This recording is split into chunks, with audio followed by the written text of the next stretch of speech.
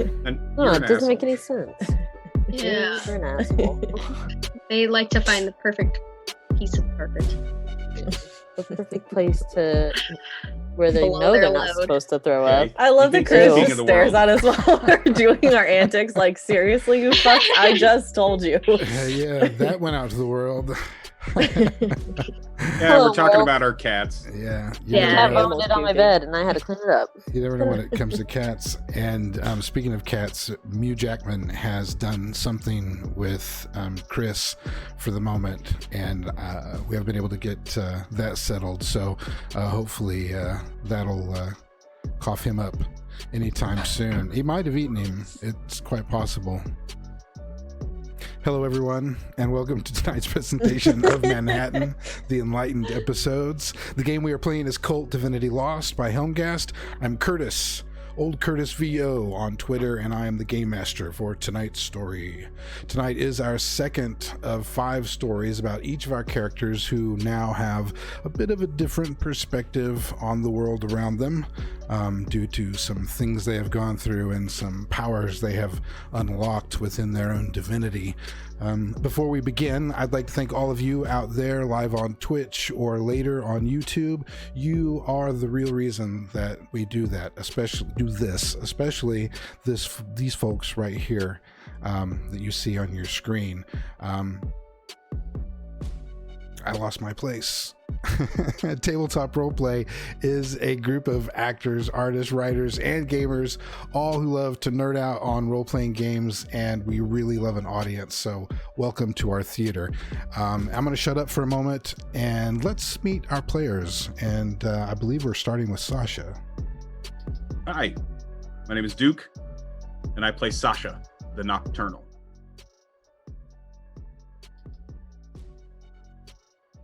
Oh, we're going down and around, so the next one's Wow. Blythe.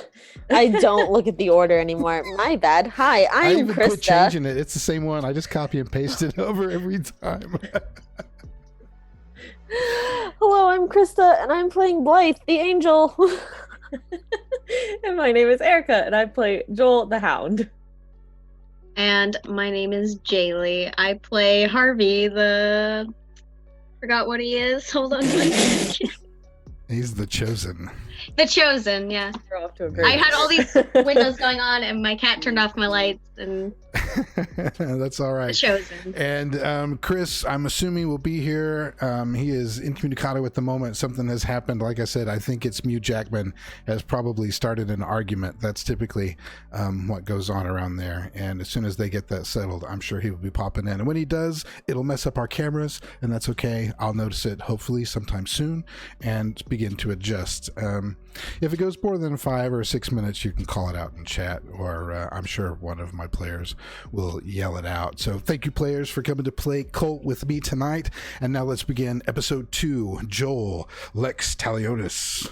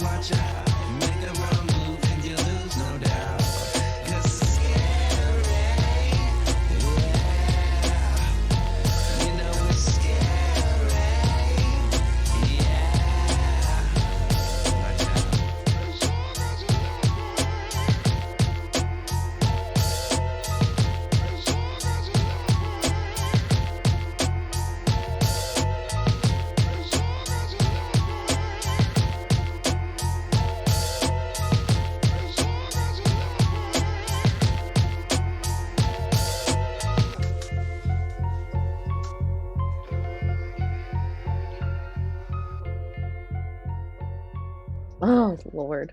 And then I'll change it every time I get a new character. So it'll be Blythe, Blythe, Blythe. And then it'll be like Benjamin, Benjamin, Benjamin. You just have to Just rolls tweet with it. about the characters and our antics. Yeah. I'll have That's to put beautiful. like a hashtag like Sabella and then whatever I'm talking about.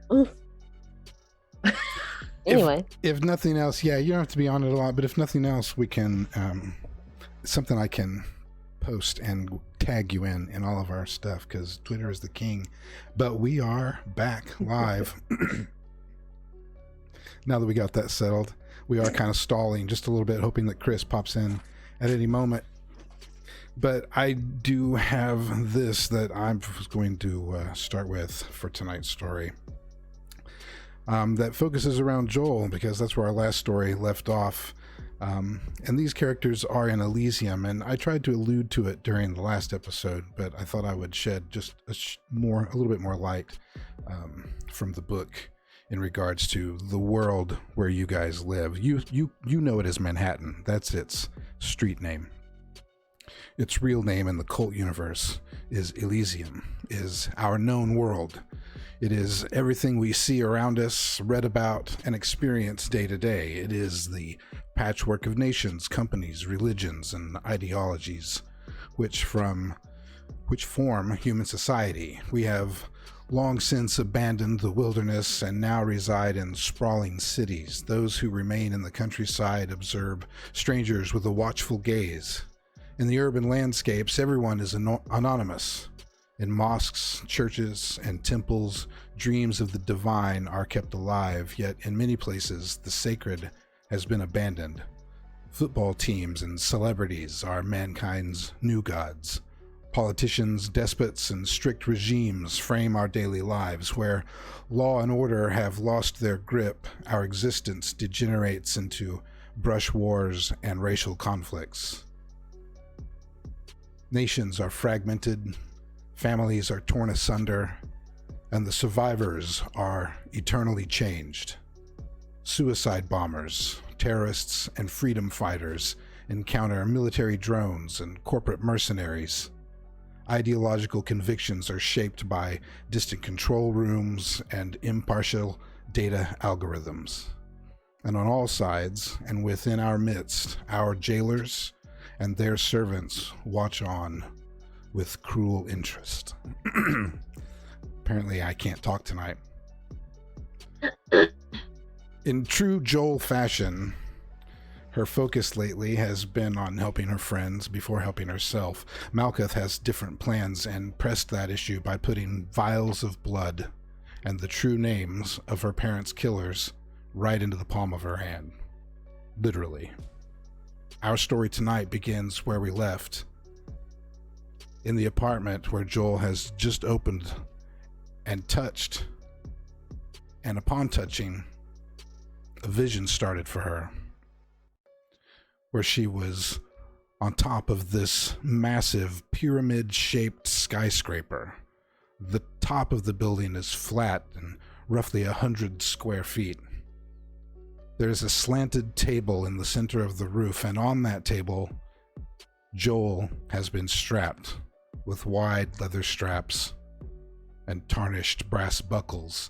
An endless gray sky is above, and somewhere just above that layer, floating amidst that grayness and what isn't really clouds, are the moving silhouettes of massive creatures, shadows of gods. The two killers are there in their bright demon forms, and you do have a picture. Mm-hmm. You guys don't have a picture. I do. Actually, do I still have that thing from last week? I bet I do. You do. I forgot last week I had, boom. I had a map screen. I can kind of zoom it out. I was gonna say, can you show the world, dude? Because those are rad. Yeah. Whoa. It's kind of a spooky. stolen picture. It's a band, but Yeah, like we've talked it. about that. it is a pretty cool fucking picture, which is why I like it. And I had these, for those of you who do recognize the picture and know who they are, these two killers have been based on them the whole time. So only people who would recognize would know. And keeping it true to the pictures that I would use, I kept the same characters that they use in their rap game. So kudos to them. Shout out to Twisted. Anyways, Yeah, they're up there, and they're in that form, one with the mohawk, the other with the horns. And if you wanted to continue to look at them, they're still there on the screen, unless you close them. They're in your books now as well, on Roll20. Stalling for just half a second. Okay, there they are, bright demon forms. One of them is kind of leering over you. The other one is just at the end of the table, down about a foot or so away from your feet. The other one is like in your face, the one with the horns. She's got our blood. I see it in her eyes. Fuck, is the other one. I knew that shit was gonna happen again. Let's cut her up here.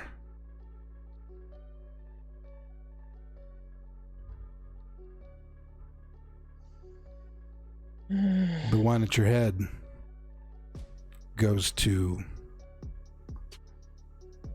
stop this intro music and start something that sounds a little better for the situation.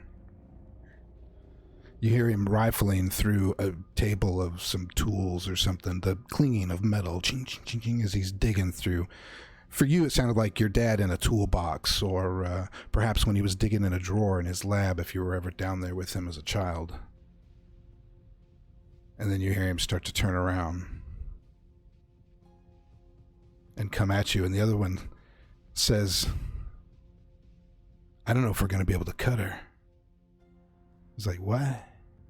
And then you see him right upside down over your head again. He's just right in your face. What do you mean we're not going to be able to cut her? Yeah, man. I'm sitting here poking her foot right now. It's not doing a goddamn thing. And he takes the scalpel, and it starts getting closer and closer and closer. And you realize that this is a scalpel in shape only. It is rusted over and corroded and has like spots of various different colors and bits of green. As it gets so close to your eyeball, you know where it's going. Right in to your right eye. Only you don't feel a thing. And he pulls it back suddenly. He's like, what the fuck?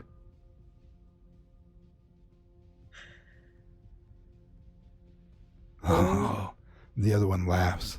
Oh, I know. She knows already, man. It's like, what? She's in the game, man. She knows. Fuck. What are we gonna do? She's in Elysium, man. She's our ticket in. How's she gonna do that? We gotta let her go. If she got here, she's got our blood. She's got our names. She'll bring us there. You don't worry about it. And the other one that's at the foot comes more into view. But that mohawk, and he leers over you. He's like, later, little doggy. And you wake up just kind of in a shock, but you're still just standing there holding the box of blood. The little blood vials, each with the name tag attached. Is there is like everybody still at the apartment, or is it just I'm not sure. I think I kind of just juggled this ahead real quick at the very end of the last episode and didn't really have anybody positioned. This was a bit of time after, not a long bit of time, within a day or two, I believe, because quite honestly, I didn't rewatch the last episode today. So I don't believe I set it up. I didn't even remember exactly where you were. It was only until I asked you right before the session did I know exactly where to put you.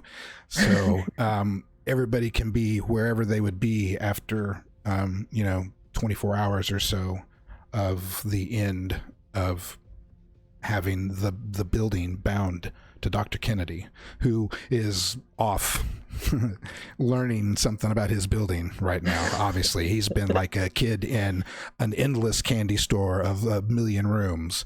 So, yeah, Sasha hasn't left his side. Sasha's staying close to Dr. Kennedy. Okay. I was just to keep him safe. I was just putting him somewhere, so you can tell us what you guys are doing then.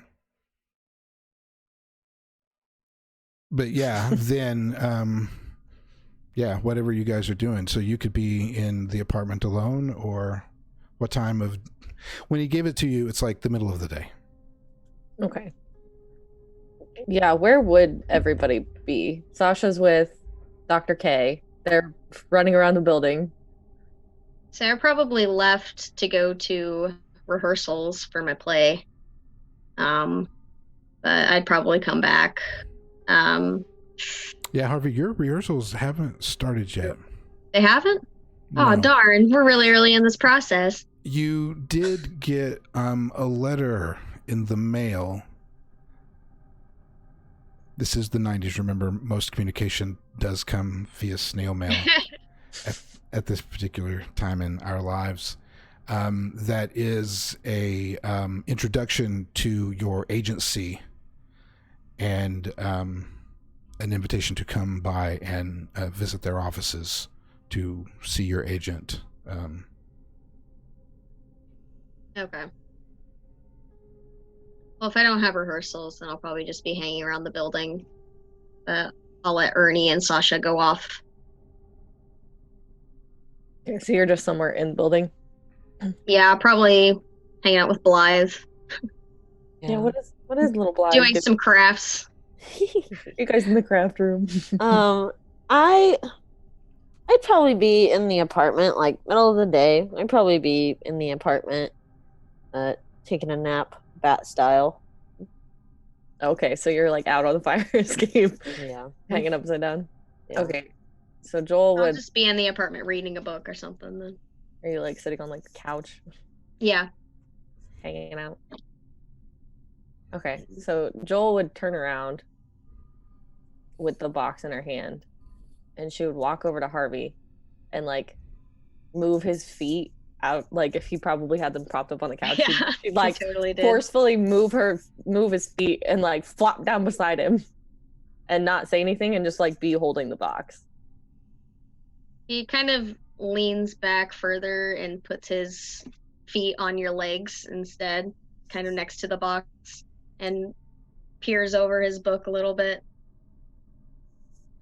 What's up? I think we just got answers to something very important. Oh, This, okay. Harvey, is the blood of the two killers. At that, he like slams his book shut and he sits up all the way. And What? they are kind of scared that I've got this, but they're kind of excited. Did you see them? How'd you get this? It showed up in the mail. We can thank our buddies in the office for bringing it up to me. Well, you'll remember on the outside of the box, and it's like in a really fancy sort of jewelry gift box sort of situation, is the like a stamp of the emblem of Malkuth that you know you guys would recognize it by sight. Right. Oh. Speaking of Wow. So we take this to Dr. K. Do you think he can? I don't know much about the blood ritual stuff. I was gonna say it's blood, and it's probably got something to do with demonry. So Dr. K would probably be the best bet. Have you seen him and Sasha today? No, not much. I think they've just been walking around checking stuff out.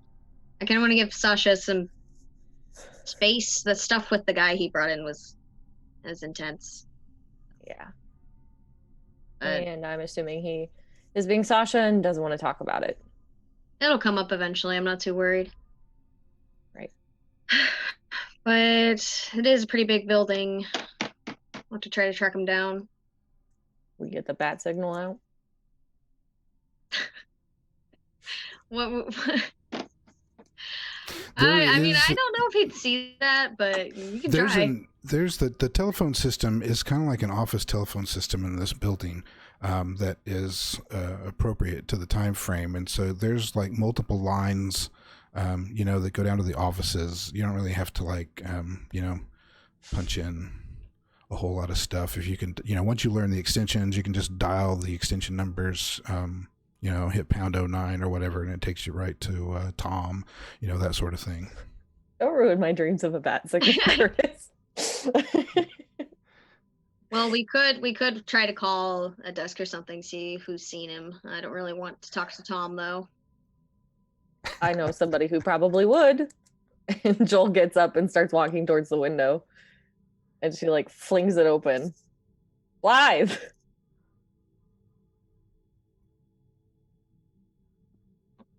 Damn it. She's cocooned herself in her wings. And so she hears her name and a feather just slides open. Yes. We got a hunting party. You in? It involves talking to Tom. Tom? Yeah. What are we hunting? Are we hunting Tom? Are we killing him? Are you excited about killing Tom? Do you want us to kill Tom? I don't know. I think I'm indifferent at this point. He's a nice Cool. guy. No, we are hopefully getting rid of the two motherfuckers that killed my parents. And I'm excited. So let's go call Tom, figure out where Dr. K is, and get on this shit.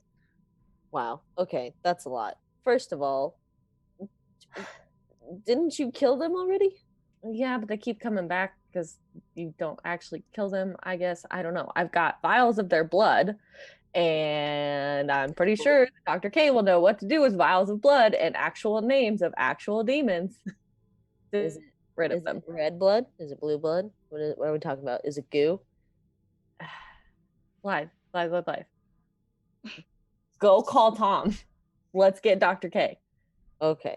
Dr. K. Why would Tom know where Dr. K is? This doesn't make any sense. You're Because we've lost them in the building and maybe he's seen them and we can get them called at the right number to get them back. Oh, right. Dr. K is trying to steal your man, Harvey. And she falls from the fire escape and lands ballerina style on a railing. Okay, first of all, there's no chance. Second of all, you really would think the blood would be some kind of black shit, but no, it's just blood. And he just holds blood? up a vial and shows her. Guys. Let's get moving, please. Okay. And she'll go to where the phone is. Where's the phone in this house? Just on an end table. All right. I'm assuming that's where phones normally Hello? are. There's one in every main room. There's one in each of the bedrooms. There's one near the shit. kitchen and one in the living area. We're lousy with phones now. Yeah. Is there a Before- bathroom phone? It's the 90s. There were fucking phones everywhere. No, but the one in the main area is a cordless phone that you could take anywhere in the house as well. Oh, wow. See, we didn't have phones before. Anyway, okay. So she grabs the phone and dials in. What the fuck's Tom's extension? Did we decide it was 6? It was 6. 8275309. It's 6. Just 6. Okay. And she dials up Tom. 6. Boob. Hey, this is Tom. Hi, Tom. How you doing? I'm good, bye. How are you? I'm Is good. everything okay? Well, I just got a little question for you, Tom. Of course. I know you're my eyes in the sky, Oh, insane, And- bye. and I just wanted to know, have you perchance seen Dr. Kennedy and Sasha running around? I saw him pass by, but it's been just a little while ago. I couldn't tell you exactly where they are now.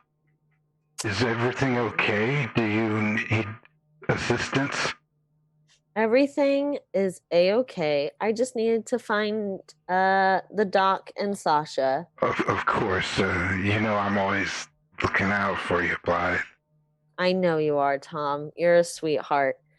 Thanks. Do you know where they were headed? Like which way they were going? No, Dr. Kennedy kind of gives me these looks. I don't think he likes me, Blythe, but that's okay, because, he is the boss now, and that's kind of scary, but I know you were friends with him, so that's okay. I'll look past it, and, as long as I help take care of you, I'm sure he'll keep me around. Oh my god. And she like cover the phone. Oh my god, he's so sweet. Why did we think about killing him? This is taking too long. This is hurry it up, Blythe. We got shit to do. Okay, Tom. Well, hey, if you see them, just let me know, okay? If they walk by, just let me know. Yeah, of course. As soon as I see him, I'll tell him to get a hold of you.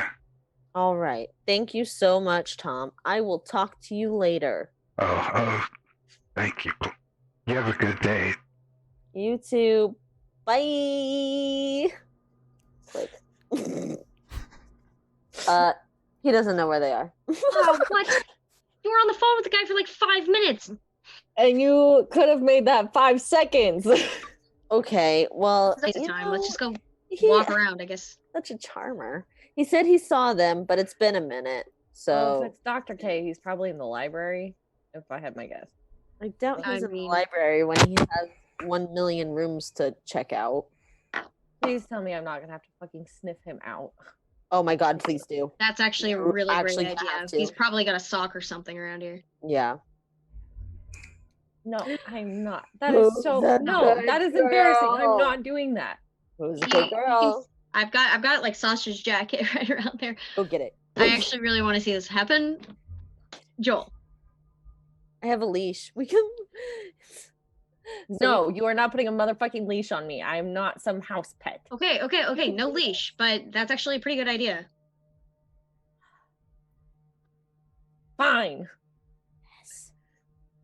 Okay, I will use my doggo form to sniff out Sasha and Dr. K. Oh, who's a This good is so girl? Yay. Stupid.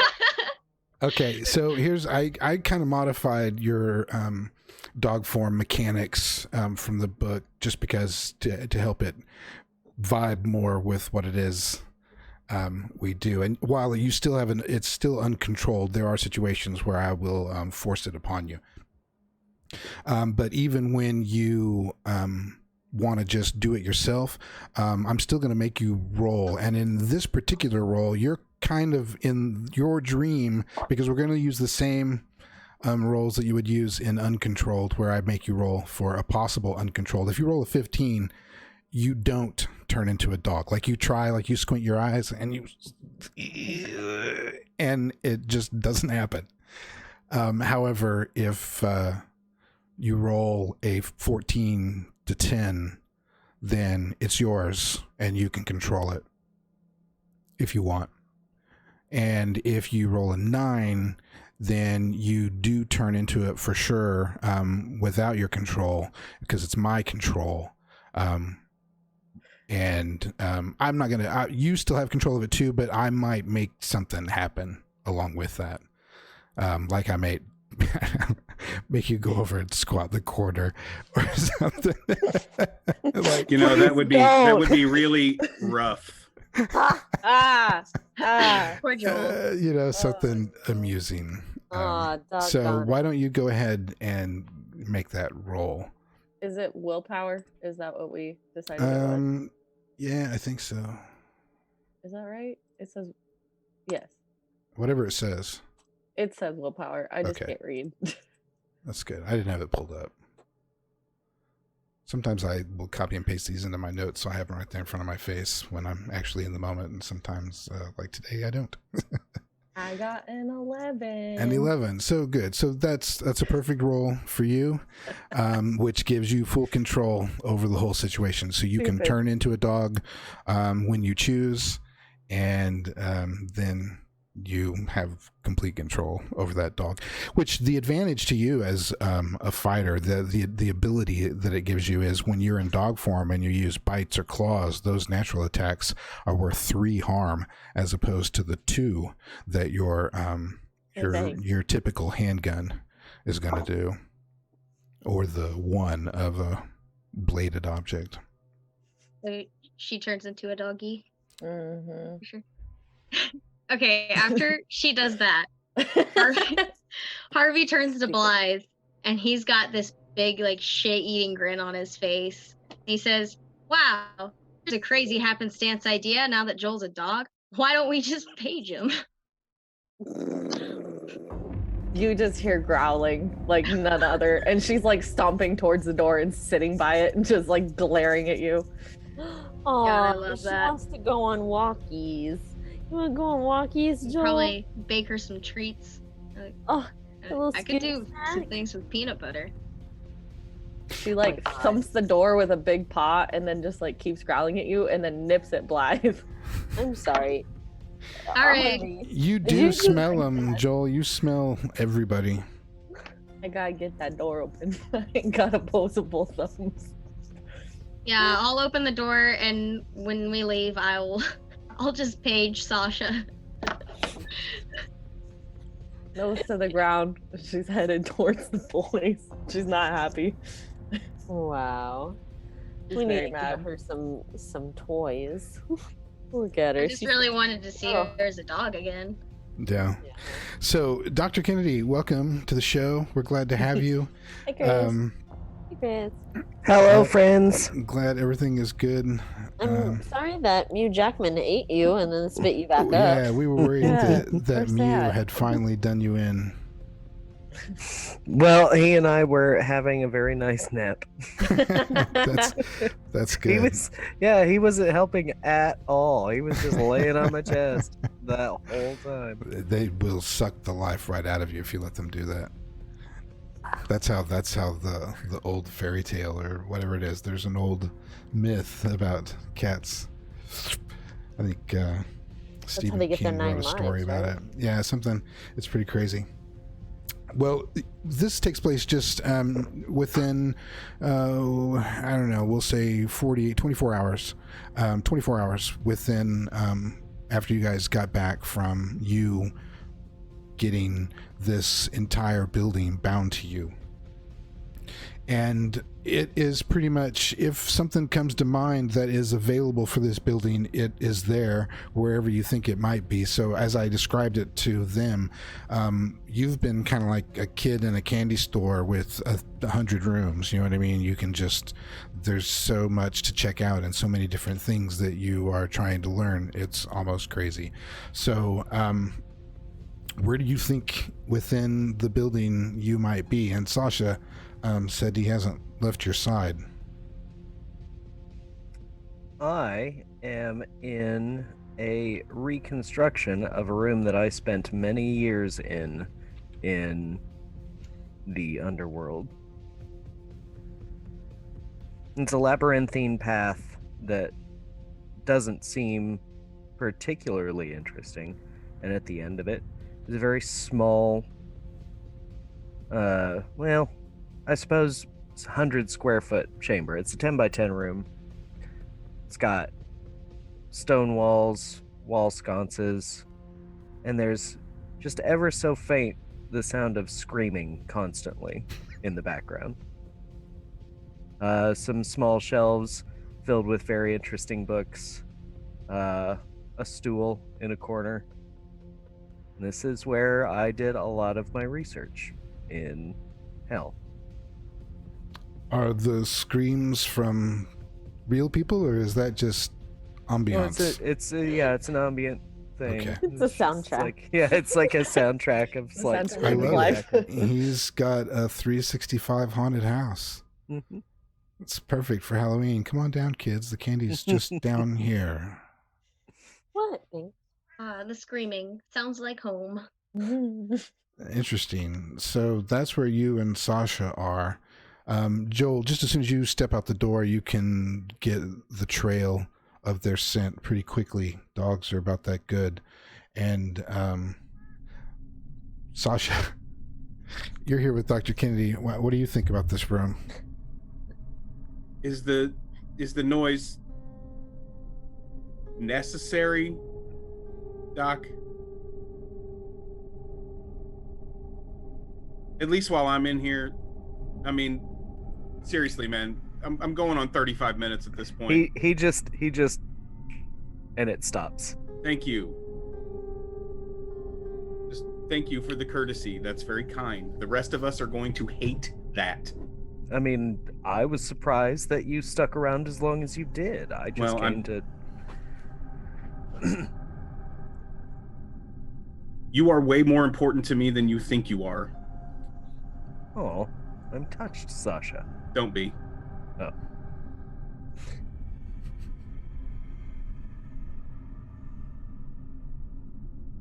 Well, is there something in particular you need at the moment? I was just to make sure going that to you're have okay. a siesta. No, make sure I'm just. Do you not remember? Remember what? I mean, are you going to cast a protection circle around yourself everywhere you go? I really only need to do that when I am performing rituals that involve dangerous creatures potentially. So, no. And you think that the thing that just disappeared through the floor can't just reappear through the floor? Well, it's sort of it's difficult to say. Exactly. It's difficult to say, so that I'm just gonna hang out with you, just to make sure. Oh, that's fair, I suppose. I mean, it's sort of trapped in limbo at the moment, but yeah, of course. Do you need help? Can I help? No, I mean, I can read. I'm not a dullard. I spent a lot of time in a room very much like this. That sucks. It strangely comforting.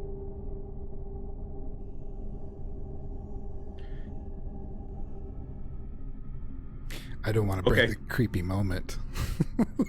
Yeah, Sasha's like, what do you say to something like that? Joel, by the time it's sort of a faint scent just kind of through the hallways, but I'm sure you'd make a beeline for downstairs to, once you take the elevator, you pick it up again as soon as you get on the main floor. It's a little bit stronger.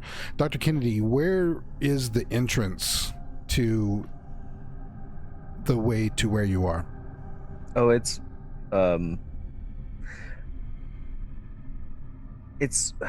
like third floor.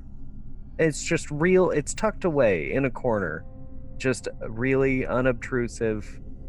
But it's a door? Difficult to find.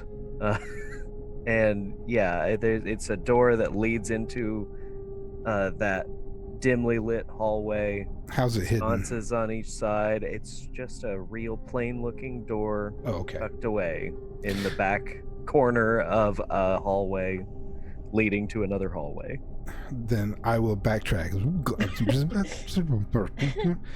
Joel, you pick up the scent when you go out in the hallway, and it seems to lead down the third floor, around a couple of corners, because there's a few hallways up there. There's more than one apartment up here, because there are other people who also live in this building. And you find just kind of tucked away down in this corner, actually before you get to the elevator, is this door, and the strong seems to come strong from underneath that door. So she like turns and is glaring at the two dinguses behind her, and she sits at the door and just like stares at them, waiting for them to open the damn door. Oh God, I'm gonna make so many doors in between where you are. Oh, who's a good girl? Oh, you're such a good girl. Oh, you did so good finding the door. Oh goodness. She's like growling and snapping at you now. She's not happy with it. Harvey loves Dog Joel. He'll try to sneak in a little scritch by her ear, and then first he'll knock on the door, see if there's any peepholes, mayhaps. How did I know? Perhaps the people. Depending on, I'm going to, at this point, what's beyond the door and what happens next is up to Dr. Kennedy. Wow. Okay. No people. But if you open that door, it seems like it's an impossibly long hallway on the other side. Very dimly lit, just like candles in recesses in the walls.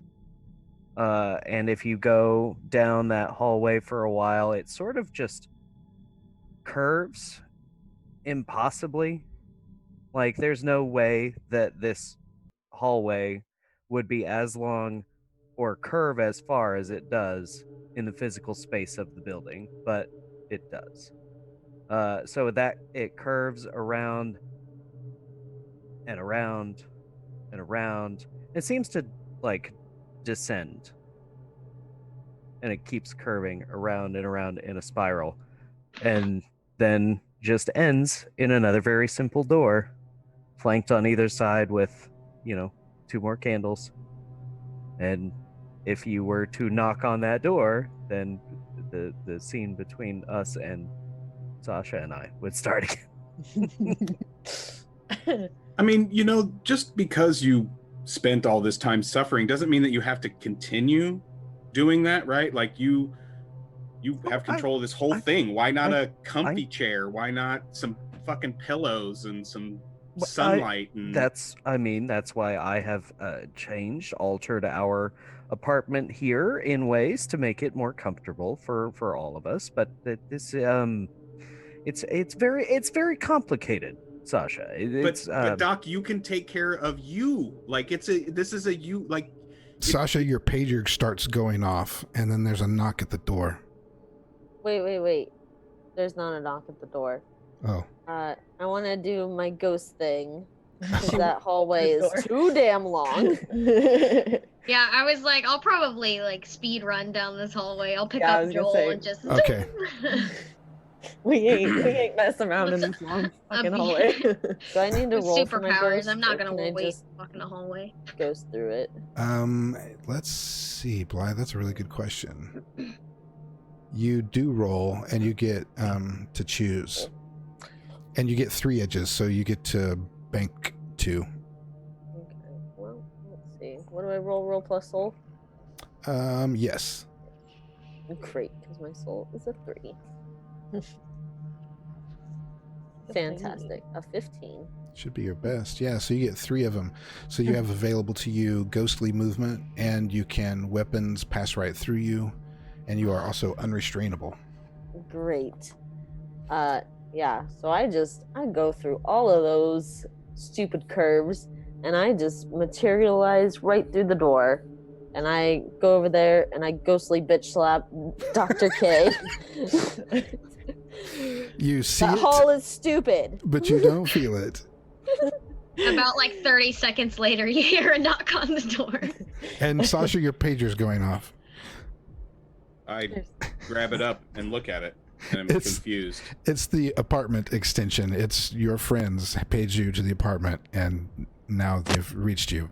It takes a little bit of time for the pages to get through somehow to this particular room. I'm confused. Blythe will go over and open the door. Hello, Blythe. Hello. Your halls are stupid. Harvey sets down Dog Joel and waves. Hey. Hi. Hey, sorry. Mr. Hey. Winston? Is everything okay? Did we barge in on you two? No, he's just reading or something. Blythe, You I'm need just- to, you need to dial back about like 50% there. I'm sorry. I'm convinced. You've opened up a whole new world to me. All right. More on that later. We've got other things. Well, Joel's a dog now, so she can't Right. really explain. What's going on? Why is JoJo A You weren't good answering canine me. form? She's a good girl. She changes back Don't and do she that just to her. stares at Blythe like she could kill her. We were trying to find you guys, and Yeah. you weren't answering your pager, and she has a good nose.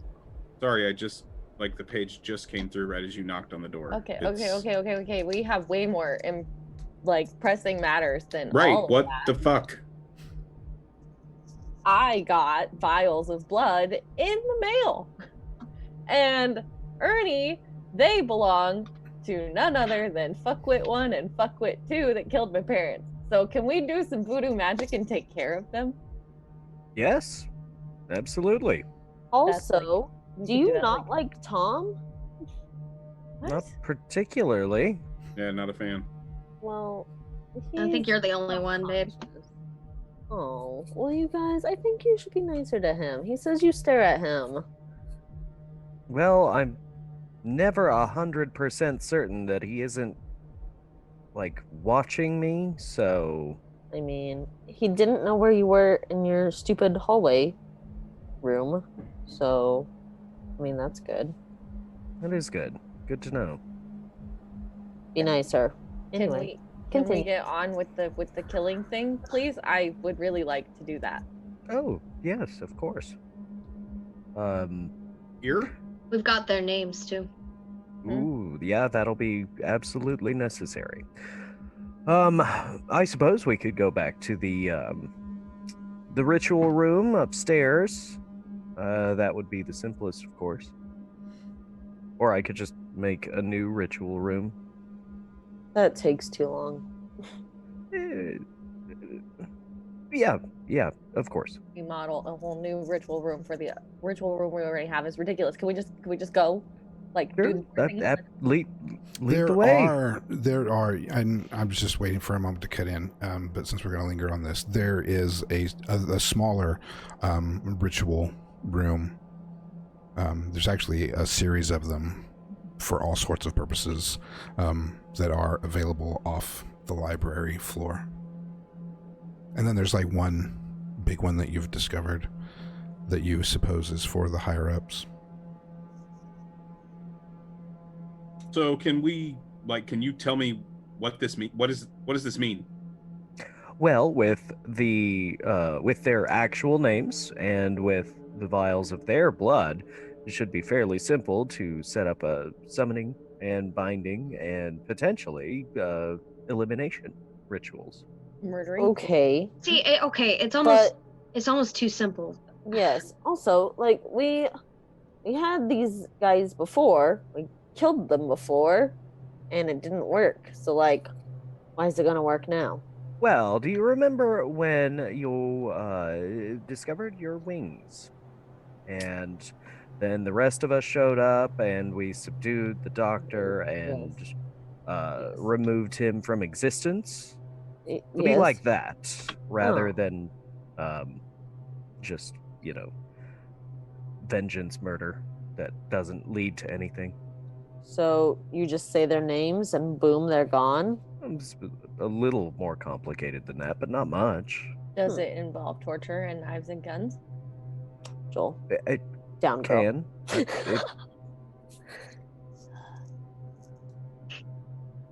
So that's a yes, Ernie. It can. I Yeah, suppose. the options available to you, it would be a single ritual to summon them.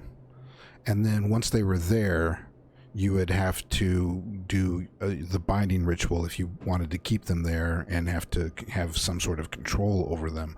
Or you just have to deal with them in their form, whichever way that goes.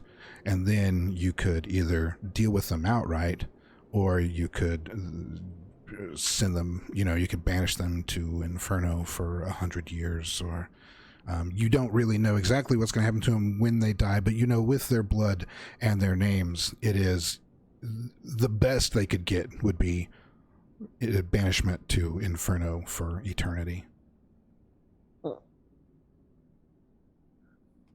Right, The 'cause we know possibilities physically are killing them isn't a thing, Right. right? Right. Okay, but like, But this just doesn't send them home, and you know, like when you killed them before, they just go home and they rest They for a respawn. day. Yeah, they respawn and come after you again. So with this sort of control, now you have the ability, like, no, you belong to me, or you can even there are rituals where you could put them under your own employ. Yeah, and make them yours. There's really a whole lot of different things you could do to them. The scary part is the moment between them coming in, because you know, the scene that Chris missed was that they basically told her that when we get there, we can, if we deal with her, then we're in Elysium, man. We're in Manhattan. We can now live like people and charge for real money and do all the things we want for as long as we want. So he can't bind them without summoning them first. Correct. Can I summon them individually? You have a single vial for each one of them. So technically, yes, you could.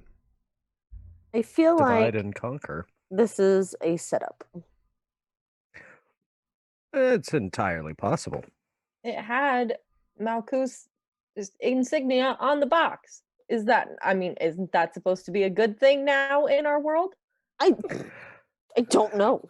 Well, I given don't know. how easy it has been in the past for I'm not a queen yet, so certain creatures to have distracted us, sent us along wrong paths, impersonated Malkuth herself. You know, the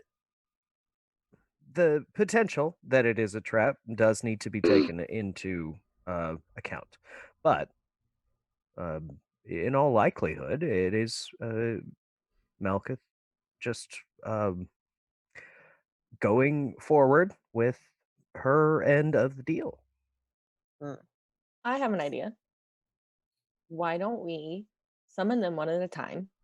We'll take one of them, and Ernie gets his own personal Morton. Oh. And then Sasha doesn't have to hang out with him in this scary, dark dungeon that we're in currently. You really think we could domesticate one of those guys? Ernie?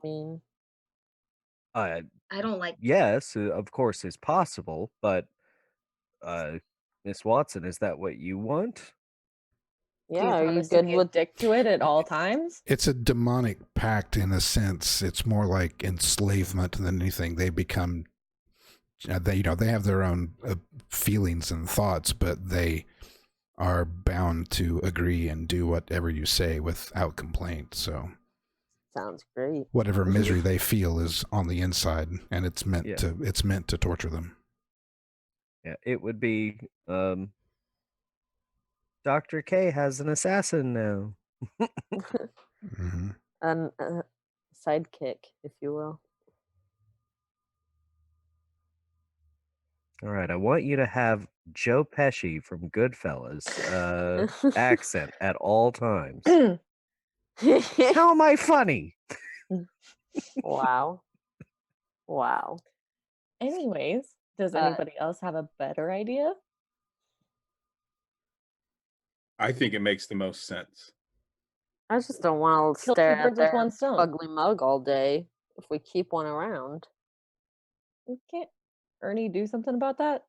I mean, he controls the entire building. Morton didn't look like a giant monster all the time. These guys haven't, you know what I mean? They've been able to not look like giant monsters the whole time. That's true. And then We I can get make the them both pleasure look like of seeing them Tom. suffer every day. We don't need another Tom. But David, on the other hand. We don't need the Tom that we have.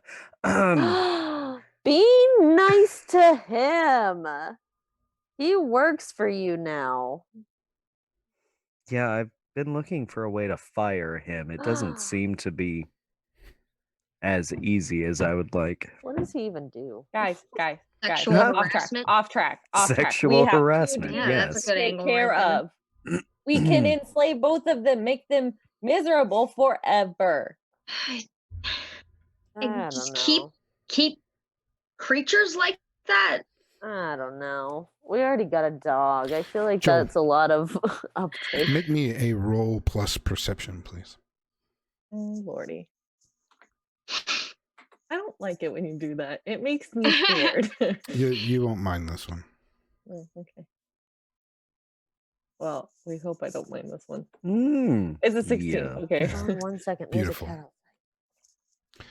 Through all of this, your perception is not an outward perception, it's an inward perception. That you have this realization, because it hasn't quite occurred to you, but as you start to advance your awareness into enlightenment on your way to fully being awake to what is really around you, something that just now clicks to you is that if your parents were part of the illusion or not part of the illusion, if they were human and divine like you, well, I'm just mentioning this, that now the question of their death is really a question. Oh.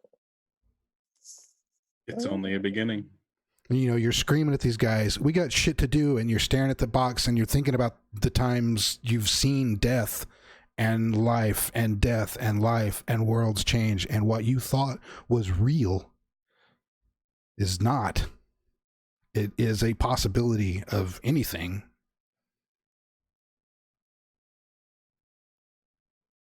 So I'm just wanting to let you know of this, you know, there is this bigger thing that is happening to Joel at this moment, and her options are even More larger than she might think.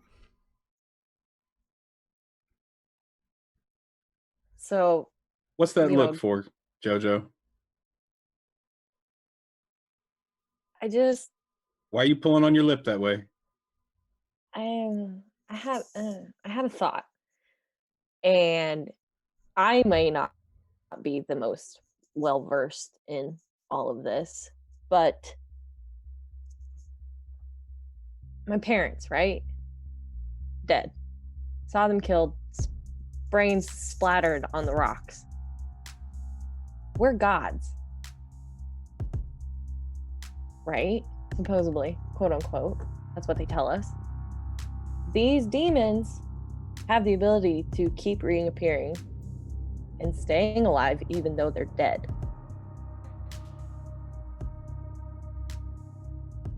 What if there's a way to have not dead parents?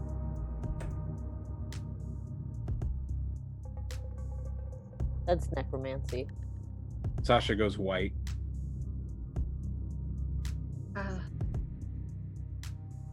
Sasha's well aware of the whole other worlds concept too. I mean, ping, a light bulb probably goes off in your head too. You know, there's lots of different rooms of the illusion. Yes, the light bulb goes off and Sasha goes white. That's a big what if, Joe. What if it's not? What if, just like Dr. K, or any other situation that is absolutely fucking possible with everything that's happening, that maybe they're stuck in hell, or maybe they're stuck in some version of the veil, or maybe they're off in their own little worlds. How would we even start to think about finding where they may or may not be? I mean, is that a thing that you can access, Doc?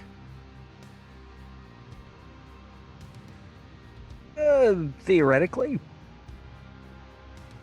What if the two people that know where they are right here? Well, that would certainly make things easier now, wouldn't it? Thank you, smartass. Am I crazy? Am I wrong? No. Of course not.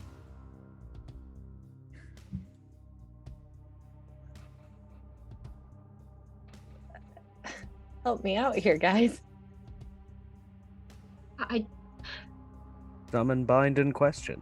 I'm with you, Joel, all the way. I don't want you getting too much false hope in case. I mean, with everything, it is a possibility, yeah, but it's a possibility. So just keep that in mind. Worst case scenario, Harvey, nothing changes. Right? I don't know that that's true, Jojo. Worst case scenario, what if they're typists? Remember that room? Remember those people bound? Then they're still gone. Are they?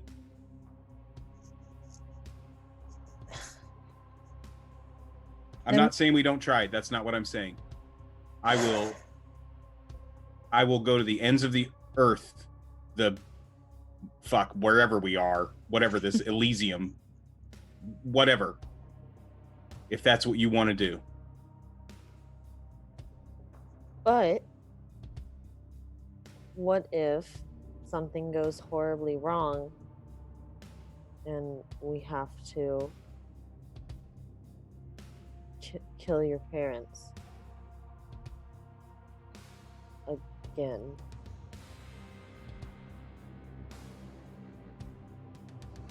Would you be able to do that?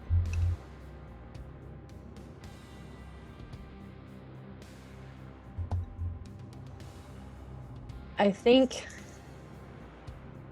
it's a risk worth taking. Okay. How long do you need Ernie to put a binding spell on them as soon as they get here? Well, the way that I would draw up the circle in the first place for the summoning, I would try to incorporate some form of at least positional binding, so that they can't, attack us and kill us all immediately, and escape otherwise. Wait a after second. that, Whoa. I have the thing. I have the fucking thing. I'm a genius. I'm a fucking genius. Get them here. I make eye contact with them and do the stare down thing, and then they don't move. And then you bind them. What does that? We don't totally know how all of our powers or whatever work, Joel. What if it doesn't? And there's two of them. We do one at a time. Bind one and then bind the other. I know about binding. Dude. What does that mean? The doctor did it to me. So you're saying we get different, a sacrifice table and then we different tie them down? kind Or are of we talking about the... different kind. Okay. Of You know, bind. I don't want to know. So I don't. Additional binding. Blythe, you also have a way, right? Like if JoJo's thing doesn't work, like when we were down in the dark, remember? Down in the dark. And the trash can man? yeah, Oh, they listened to you. they listened, Live, right? They listened to you. Yeah. When we first met. Oh! Aren't Yeah. you the queen of monsters or whatever it is that you want to be? Isn't that something that you do? I mean, I can... Yes, but it doesn't always work. Well, neither does the stare down thing, but it's worth a shot, isn't it? We've got a backup plan at least. I'm trying to get it all out on the table so that all the options are there. I mean, if I have to Okay, but... if I have to put my hands through somebody's skull, I will do that, but it's not ideal in this situation because we are trying to keep them alive to bind them, right? I'm just saying that sometimes it makes them want to do things to me. So if I get a big monster boyfriend out of this, I'm going to lose my shit. You already want a big monster boyfriend. What is your point? Nah, You just haven't David. shut up about David for like a week and a half. It feels Wow, like. he's just so pretty. Okay, Have you ever seen a more pretty man? Can we do this? Yes, I Is have. this plausible? I'm gonna slap you. Is it Dr. Kennedy? What? So I much. stopped paying attention. I'm sorry. I know you're in love with Harvey. Okay. Let's do the thing. Can we Fuck do it. this? Okay, I'm lost. Harvey! So What? we're doing it now? Why would we wait? No time like I'm the like the sorry. Do you have a present. date Figure tonight? this shit out? I mean, maybe. You need a nap, babe? No, we rush into this demon shit Over. really fast. It's how I do everything. It's fine. I'm Okay, still just alive. keep a cool head. Okay, I know I'm not one to say keep a cool head because I freak out when my fucking DVDs or VHS tapes, whatever we have nowadays, aren't alphabetized. But when you lose your cool head, you get. Joel, I just want you to be careful and know that you're thinking about this clearly. Okay? Don't rush this. You can do it now. Just don't rush it. So, the plan. Bring them here. Bring one at a time. One at a time. Oh, okay. So if your stare down doesn't work, then it's back up with me. Yes. Oh, okay. I can okay. try to restrain him. And that should give Ernst enough time to do the thing. Hopefully bind them. Okay. And then how does that bring your parents back? Still working on that part. Okay. Well, we need to figure out that part first. Well, that's where the questioning comes. That's where we summon not we. The good Dr. Ernst summons and binds, and then we go from there, I guess. How long? Oh, this is a good question because this has bit me in the ass before. How long does a binding spell last? In perpetuity, as far as I know. Yeah, there's actually different types of binding spells, really depending on how you're defining the term binding. But if you're like wanting to just hold him, or if you're wanting to like make him your, slave, that's until, there are other rituals that can be performed that break those rituals, those bindings. It's kind of how it works, and other things, that are out there that I haven't yet created in my twisted brain. Even better plan. Bring the first one, question him, bind him, make him Morton for Ernie. So Ernie has a bodyguard. Can we give him a better name than Martin? If we without Marty, question. And then if we get the other one here and we lose control, worst case scenario, they kill each other. Right? That's graphic. Can I eat one of them? I mean, suck their life force. I don't know. I'm just gonna call it eating. Yeah, no, I understand. Yes, it's weird. You would not. Yes, you can, but yes, it is a possibility. You would have to actually attempt. You don't know if they have a life force. You assume they must have some sort of life force, and whether or not you can do it, you'd have to. You just have to make the attempt. Okay. Find out. Cross that bridge when we get there, if we get there. Bite into that apple and go, tootie. Then Yuck. We'll burn that bridge when we come to it. Cool. So can we do this? Yep. Please don't make me say that I need your help. Please. Nice to hear every now and then. She's giving Harvey like the biggest puppy dog eyes that she can while also maintaining some form of Now, Dr. Kennedy, just as a reminder, I kind of mentioned this during the last episode and your summoning ritual that you had, that you're aware of how summoning rituals work, and they do take a little bit of time. And ideally, with the blood and stuff, you shouldn't have any issues with anything slipping through, unlike the last time when you were opening such a much different type of portal for a different sort of communication, as it were, that there was a much greater chance for those sorts of things. This one, it's a lot less limited, but you also know that once he gets here, he's not just going to be, some guy that you can bonk over the head when it comes through. So it probably would require all of you to make it work. And you all, skimming through most of yours, you all have abilities that are non-lethal that could serve the purpose as long as the rolls happen well.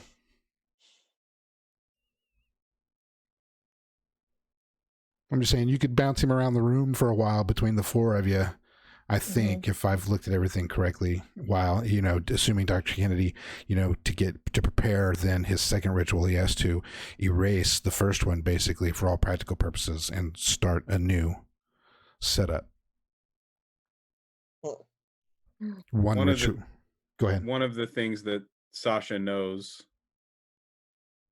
and you guys have seen him use it once, is that he can tell people what to do, tell things what to do. And in the right instance, with the right roles, they have to do it. Yeah, I think Joel actually has that ability now, too, in one form or another. Yeah, I've got intimidation, which is basically the same thing.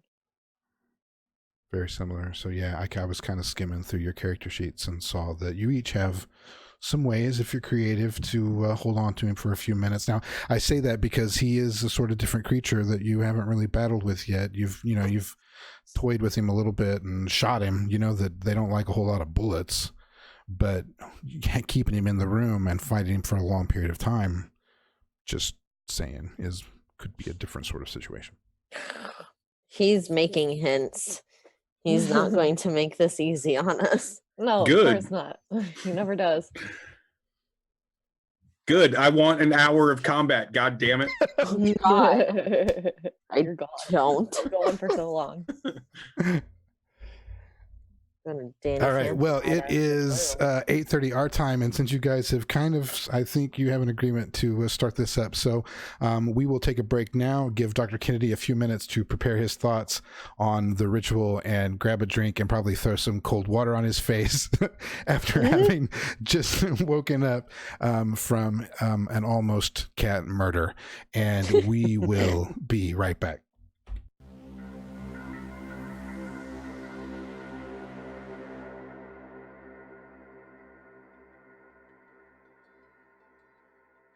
Oreos doesn't mean that you can't enjoy them. But this is why I'm big, because I enjoy food that has flavor. I would expect them to at least taste like apples. I know, and not just. There's a reason I choose to not sit around and just eat kale all the time. It's like I imagine it tastes like if you walk around an apple orchard with your mouth open. Yeah. And Exactly. we're back. I don't eat lettuce for the lettuce. I eat salads for the dressing. We need a close-up of Krista's paint. We haven't gotten a Krista, close-up shove of Krista's your Oh, paint. yes. Let's take a look at We're Blythe. doing that now? Okay. Yes. Blythe today. Well, Duke wants to see it now. I only got, yes. I love it. Oh, it's so good with the gold. Look at you. That's Blythe in a face paint job right there. IRL. Beautiful. Yep. Maybe a little darker. Yeah, I picture it a little darker, Little but more I blood. put in the black for that edge. Yes, I love it. That's awesome. And if anybody's down at Disney World from time to time and want to get your face painted, go see Krista. She'd be happy to say hi. She's good at what she does. And She'll dance like that the whole and time. have you wait in line to get your face painted behind a bunch of little girls. In their Disney princess costume. I can do Princess Kitty. I can do a Snow Queen. I got you, fam. Awesome. I love it. So where we left off was you had, correct me if I'm wrong, decided that you were going to have a plan to summon at least one of these demons and bring them in to bind and torture, get information out of, and then maybe even use him or kill him, or you can also do a ritual that will banish him to Inferno forever, or a specific period of time if you choose. There's lots of ways that you can toy with him. Because you have his name, the blood allows you to summon. The name gives you control to either control or kill. Kill-ish. And so yeah, and that's where we left off. And I told you that there was another room available to you. You don't have to. In order to get up to the chamber at the top, that's the actual binding to the temple sort of chamber. So the blood that you see there is from, or that you saw there in the last episode, was from the last time that the temple had been bound. And so because you have to have that book to get up to that particular level of the temple, which is why I've given you so many other ritual rooms of varied sizes in which to choose.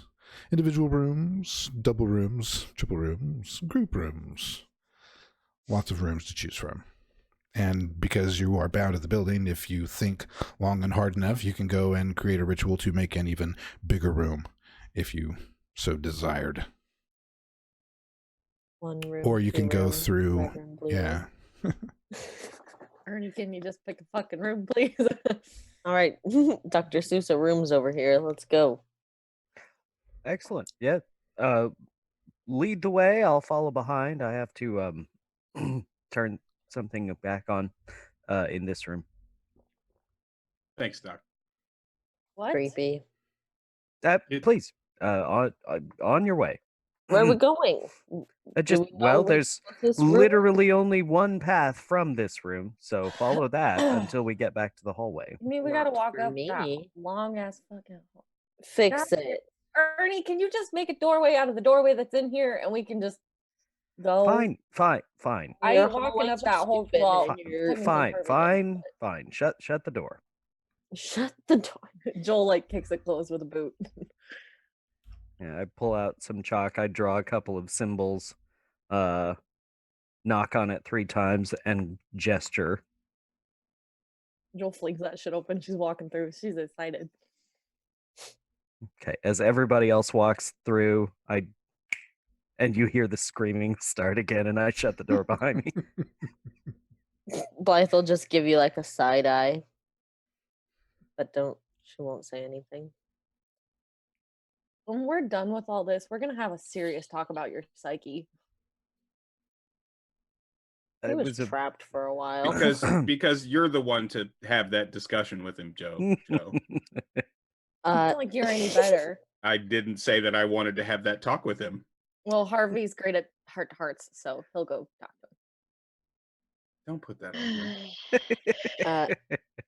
Can I point out that T-Dorf made an excellent suggestion that instead of holes, can we have dog doors? I do.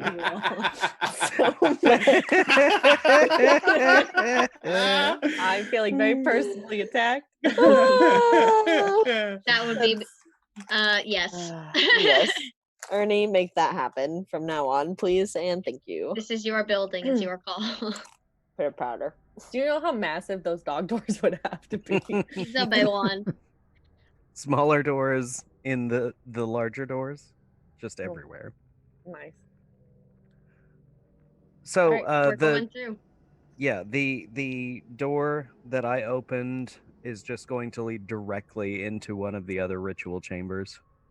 I just picked one at random. Boom. All right, what do we do? Do we draw some stuff on the floor? Do we... Yes, yeah, these are pretty just bare stone rooms for the most part. There are some for other types of rituals, scrying and sorts of things. There are more comfortable sort of situations with chairs and stuff. But these sort of rituals, you would just have a sparse stone room. So you're basically inside a stone cube. I will set to work on the summoning circle. It shouldn't take me very long. No, there is lighting the room way up high, like an iron ring. of candles. Or I suppose I don't have to be that gothic with it. It is 1990. There could be electric lights. I'm sure you probably would have put in electric lights or something. I don't know how creepy you want to keep it. So yeah, you can do your protective circle and start designing the particular runes or symbols that are needed. That's the plan. And yes, obviously, a protective circle around the ritual circle to try to keep it somewhat localized. So when let me double check my notes real quick on something. Blythe will find like an extra piece of chalk and go to a wall and start doodling. So I want to make sure that everybody's looked over their sheets and know what they're going to do. What I'm going to do is I'm just going to roll through the list as I have you here in front of me, which is, well, some of you have quick moves. This is an opportunity to use those. So let me ask you this. Let's just do this. Who's got the quick moves that you're going to use? Sasha? Yeah, You can do that. I can arrange the order. So yeah, Sasha was usually first in quickness. Sasha will go first because I rolled a 16 on my pregame and I have the option to do that 3 times. So I'm going to go first. Kennedy. wow. And then I'm going to put, because Harvey's got a quick move, Joel's got a quick move. Speed wise, what I'm doing is so that if you can just work that into your narration, you don't have to like call it out if you don't want to. So I'm going to start with Sasha, go to Harvey, Joel, Blythe, and then Dr. Kennedy, because I'm assuming he's going to be focusing and doing his thing. Although I will, depending on the situation, allow him to let me know where he is in the next step of things, because it's going to be just a smidge of a process from beginning to end of all the rituals and such. So to start, Dr. Kennedy, you need What's this one's name?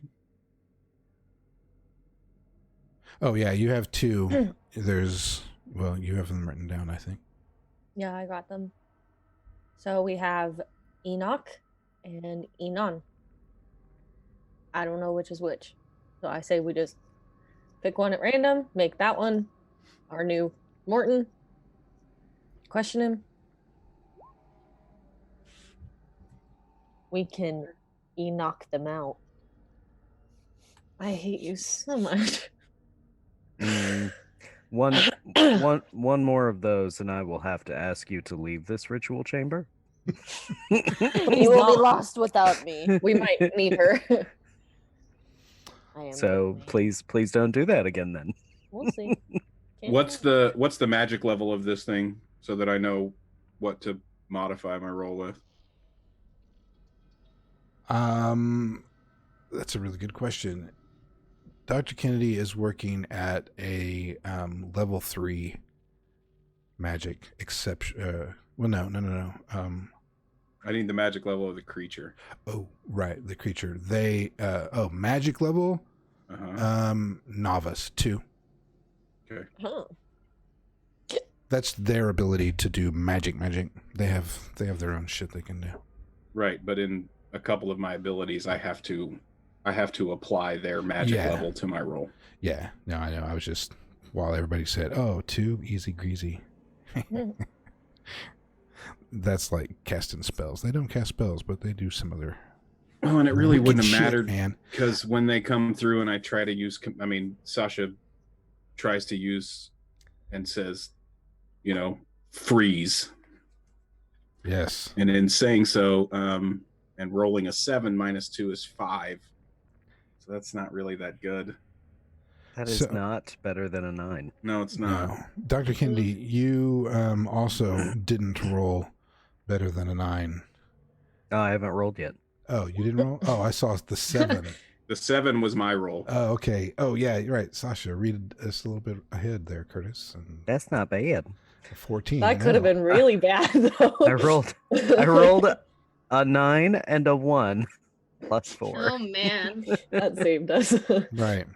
Okay, so I know you've got some options there in front of you, Dr. Kennedy. So you get one option, and I would recommend the first option as to affect other dimensions, since that is the ideal situation of your particular spell. You know what I mean? That the effect of the other dimensions is summoning forth the demon. If you were to choose, those last along, those are to me bonus options if you get a 15 or something. For sure. However, nothing. I was still thinking about that stupid 7. There's no 7. You get you're all good to go. Is the room completely lit up, or are there like sections of darkness? No, it's pretty well lit in here. Flit, fam. Yeah. Nope. What is this lit fam? One more of those, and I will ask you to leave the I'm room. sorry. She's on something tonight. So you've gotten all of your ritual stuff set up. You're all ready to go. All it requires now is for you to start making whatever, somatic movements, any sort of things that you need to do to begin conjuring the portal. Do you want to describe what that sort of looks like? So the ritual symbols are drawn, the protective circle is drawn. Ernie's standing at the edge of that protective circle, and like he does just sort of real quick, like it almost looks like ASL, what he's doing with his hands. And then once he finishes, it's almost like there's a bubble that forms around the protective circle and over the ritual symbols. And he just places his hand on this really thin barrier that's created by that bubble, and it starts to glow inside. It's like a soft white that just tinges itself blue for a moment, and then red as the ritual like comes to completion and the actual summoning starts. Right. So do you do anything? Does the blood come in when you're like doing the symbols and that sort of thing on this particular one? It's different than when you actually had to do a sacrifice. You don't have to, there's none of that sort of thing that's going on, but the blood is required for it. So, or does it come in after the portal pops up? So how it worked was at the very center, all of the ritual symbols sort of spiral in towards the center of the circle. And so I had uncorked the blood vial and poured it into the very center of that, and it just kind of worms its way back towards the outside and then just slides up to the apex of the bubble and drips down and then just starts to coagulate and Nice. in the very center of that space. So the unique and fun thing for you, Dr. Kennedy, or when I imagine myself as Dr. Kennedy, I would think that this would be the fun part, is when you go from the brink of, if I do all of these things, this is going to appear in front of me, and those things all happen. You're like, yes, every moment, your new thing. Ah, beautiful, perfect, right? The part is the unknown part, and that is the part is to what you're going to see when the creature that you are summoning actually starts to come forth, because it's going to be unique for each particular creature depending on who they are and where they come from, most specifically. Because in this particular situation, you don't really know what realm this creature is on when they are at home, or if they're in Elysium on mission for some reason, or who knows where they are at this particular point. You would assume from Joel's story that they're probably perhaps right there on top of that very building this very moment, and that's exactly what you see, is both of them as inside this ring, and as your portal starts to open up, you see this tear in reality start to form, and you can actually see this landscape of buildings around them. You know that they're on this very tall building because it sort of looks at them from above, and this portal sort of zooms down to them, and they are standing on this roof, and you see all of these buildings, and you know they are in Metropolis, and they're both looking at you with grins as if they were just standing there waiting for this to happen. And which one did you summon? Enoch. The one with the horns.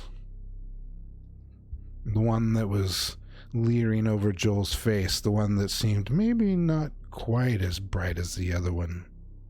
Certainly not up to the moment in that particular scene. Sort of looks back over his shoulder as if he already knew, stepping up front, that he was going to be the one going first.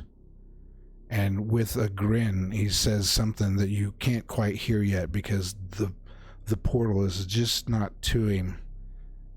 And you know that he says something over his shoulder to his brother, and you can all see this as if it was some sort of 3D hologram in front of you from wherever you're at in this room. And it's not a big room, it's about a 30-foot square room.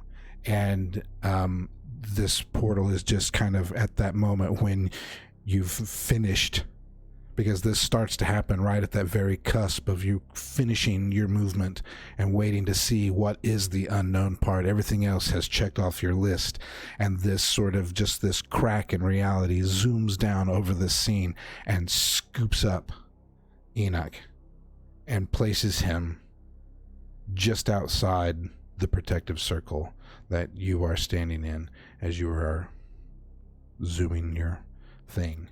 And he appears in his demon form, bright and colorful, and he immediately looks up and snaps out the lights. And whether they were candles or bulbs, if they were bulbs, they shatter, and a rain of fine glass comes down the room, and he is as if lit up by a black light without the white behind him that you saw in the image that I showed you. It is now black, and all of those colors are aglow, and all you see are his grimy teeth and the outline of a demon face painted into his human form. However, he's about 7 feet tall, and his muscles are huge.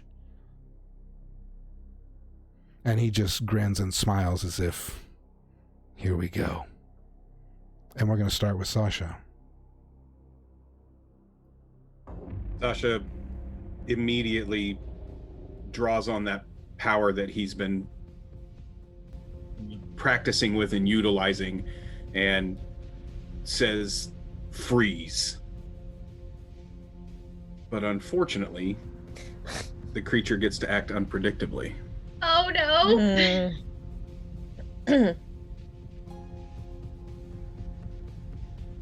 You get to resist, misunderstand, carry out the instructions incorrectly, become angered, or carries out my order but gains a magic bond that it will exploit later.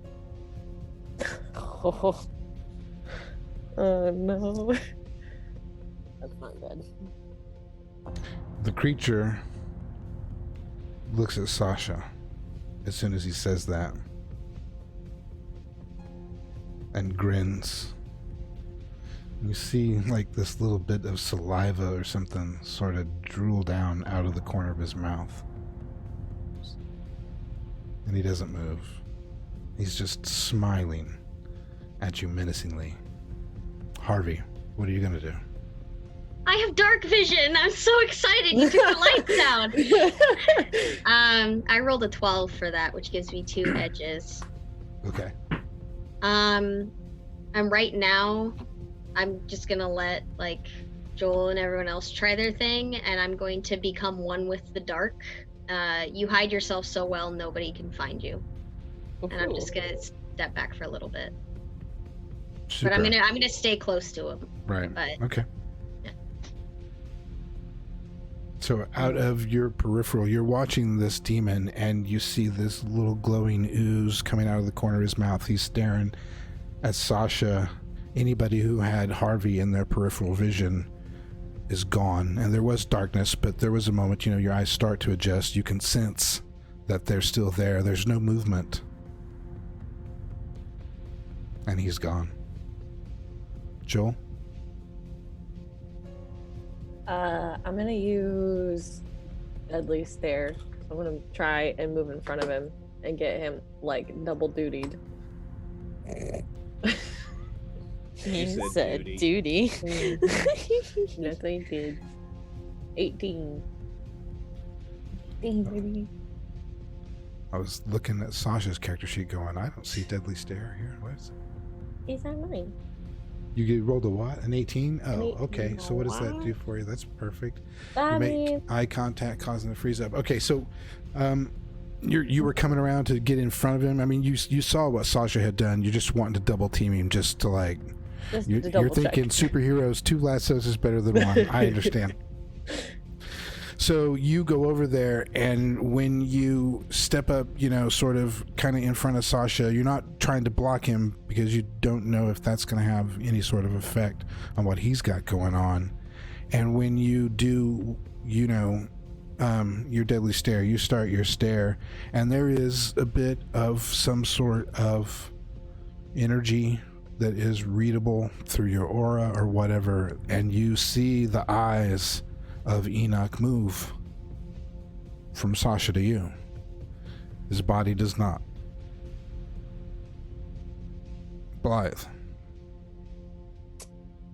Well, Doc, what do you need?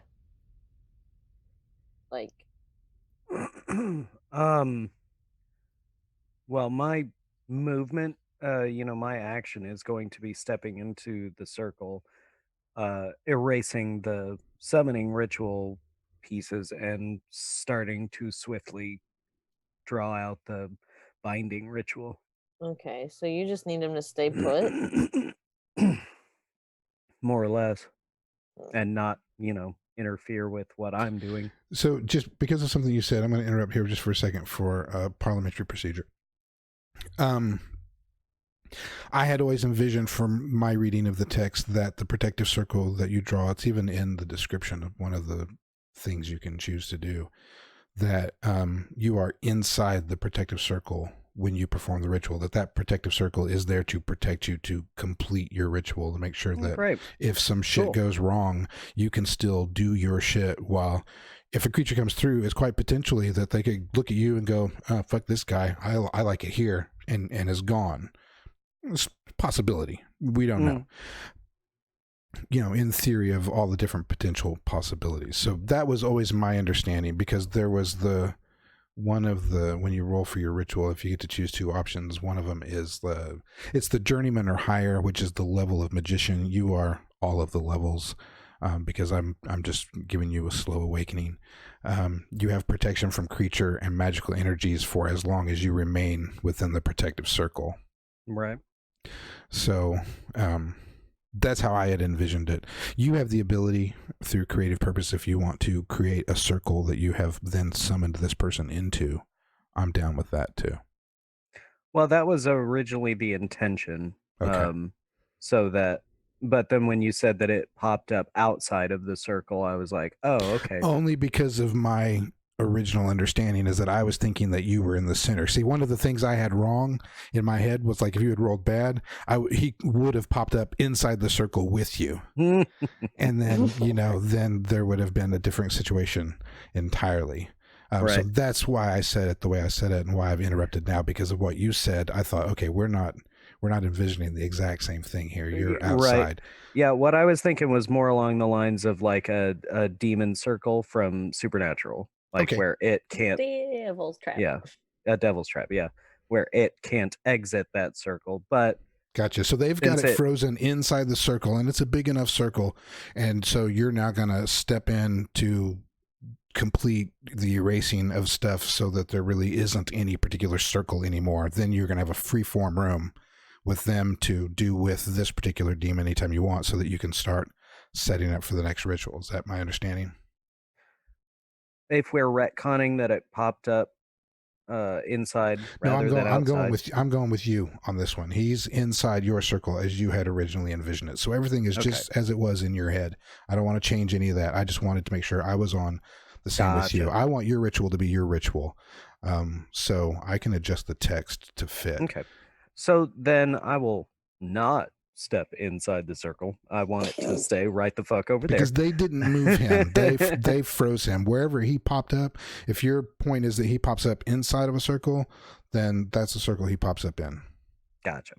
So then I will leave. Almost lost my shit there. Wait. It's a Kansas earthquake. Ernie, get it together. What are you doing? So I'm gonna then leave him in the center of that protective circle, hoping that he cannot breach that bubble. And I will start drawing the binding symbols on the outside of that circle, just quickly moving around as fast as I can. Gotcha. So it's layers upon layers upon layers of rituals. Gotcha. Okay. So whatever that particular process is, and there's a little bit more detail that we don't have to get into about the actual mechanics of drawing floor diagrams for summoning then binding rituals. But Blythe's question was like, Doc, what do you need? Like, she doesn't really know what to do at this particular moment and has called out to you for first checking in with you. Like, you need something first, because it seems as though Joel and Sasha has a handle on Enoch at this particular moment. And Dr. K is scribbling furiously on the stone floor. Nothing at the moment, Blythe, but make sure he stays precisely where he is, and goes back to scribbling. Okie dokie. And Blythe, if you wanted to like hold off on something, like you want to do something, but now's not quite the moment, like you got a freeze move that you are wanting to use first, you can hold that. And if anything changes, we can move to you and you can pull that out and call it on me. If you want to do something like that, it's like readying an action in D&D, I think it's called. Like, I'm going to wait until something changes and then I'm going to pull the trigger on this. Okay. Yeah, I want to do that. And I think I want to use my bewitching. I kind of figured that's where you were going. So yeah. Okay. You're all doing exactly as I had planned. No, fuck. Right. Yes, it's never good when he says that. That's bad. That's why you took the lights out. I don't like it. Do I need to roll for it? Or can I just, yes, you do. There is a roll, isn't there? Okay. I just didn't know if you wanted me to wait till I roll or roll. No, you get to know. Well, yeah, just hold on to it. We'll make you roll when you actually pull the trigger. Okie dokie. I just want to know what it is you're getting ready. So what I know you're planning for. So you're getting it right now. You're getting into position for that. Yeah, and all that sort of stuff. Drops her chalk that she was doodling with on the wall, and she walks over to him, and she's just eyeing him. I love that. Blythe is so cute. Oh, shit's happening. Chalk down. Down. You want to see the picture she drew? She was like drawn all the way up until the end. Yes. Oh, cute. She's drawn herself. She drew herself. Yes. That's awesome. Obviously. See, and here I thought you were gonna draw like Dr. K making a silly face or something. You know, I almost put a dog right beside me, Yeah. but I didn't. So, okay, then that takes us to Dr. Kennedy. So I'm assuming you're not going to be doing anything different than what we already just described, right? Correct. Unless I am somehow interrupted. Don't say that. Don't give him like this. Right. So now we are back to actually Enoch. Something I've failed to do a lot of times this time is give my person a move. I'm trying to see where I was with Sasha's commanding voice. Because he have a magical bond that you can exploit at some time in the future. No. Don't hurt me. Don't hurt. Don't Hurt hurt me. Five. Don't hurt Ernie. Don't hurt no one.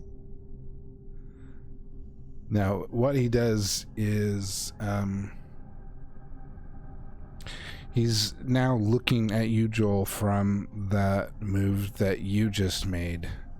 And then, because a lot of this is all happening very quickly, and when we play it out, it kind of slows down a lot. But, he drooled, and then Dr. Kennedy's doing the Blythe drops her chalk. Harvey's disappeared. The demon looks at you, and you can see that little bit of drool or something. It's kind of fluorescent-y in this particular darkness with this weird glowing thing that he's doing. He looks at you as his eyes have moved from Sasha and gives you a little bit of a wink. And you turn into a dog. God damn it. Do I break eye contact, though? No, you're still looking at him. But when you go to dog form, you sense a loss of control. He's got you. Sasha. He's got me? No, he's still frozen at this moment. Could be you, but something has happened. Joel, right in front of you, has just turned into her dog form. She hasn't moved, but you saw the eye move, and you saw the wink and the timing of the situation. So I'll let you make a decision as to whether you would like to remain freezing. Keep him frozen? Yes. I would. Fuck. I guess it becomes.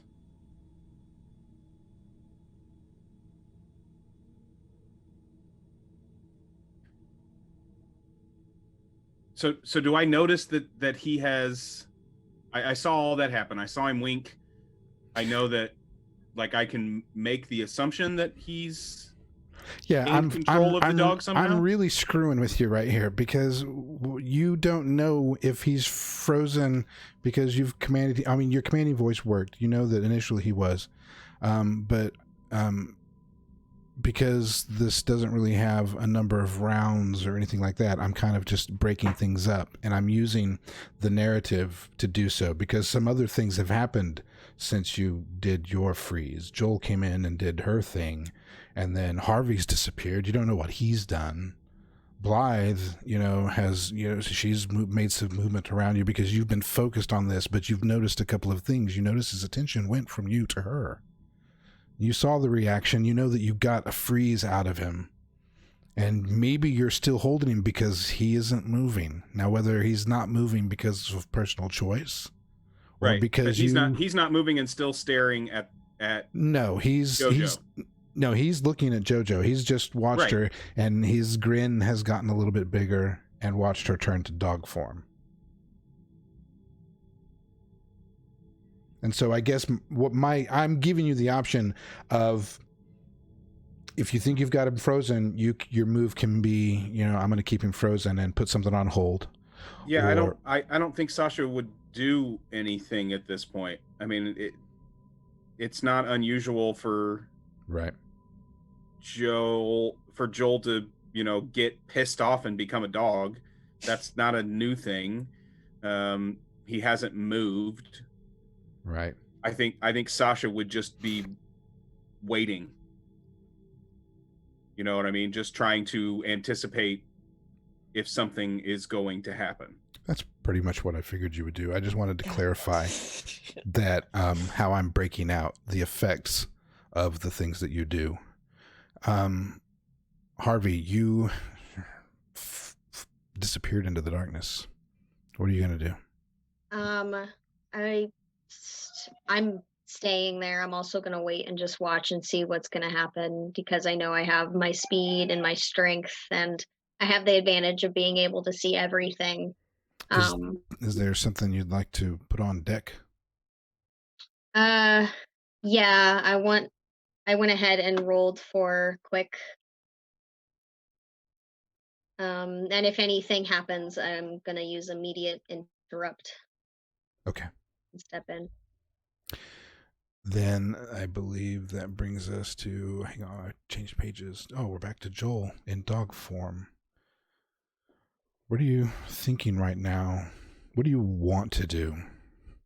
You feel a loss of control, but you haven't lost your mind. You're still thinking. You're just like, wait a minute, because you're kind of standing still.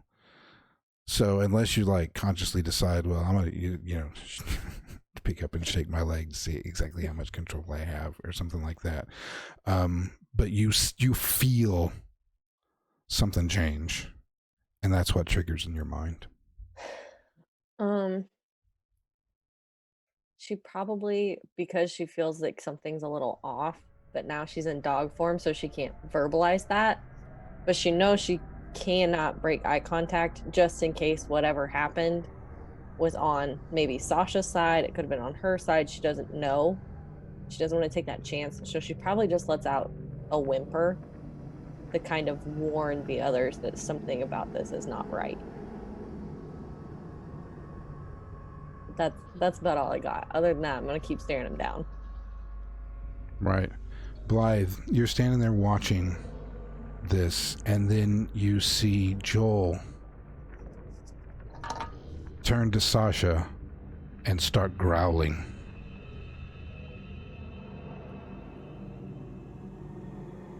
Like she looks like she's about to get on him.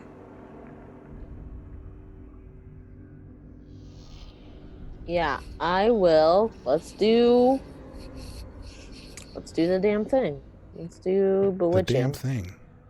The what? The damn thing. Bewitch. Yeah. And who are you bewitching? The dude. Whatever. What's his name? Enoch, the demon. The demon? Enoch. Yes.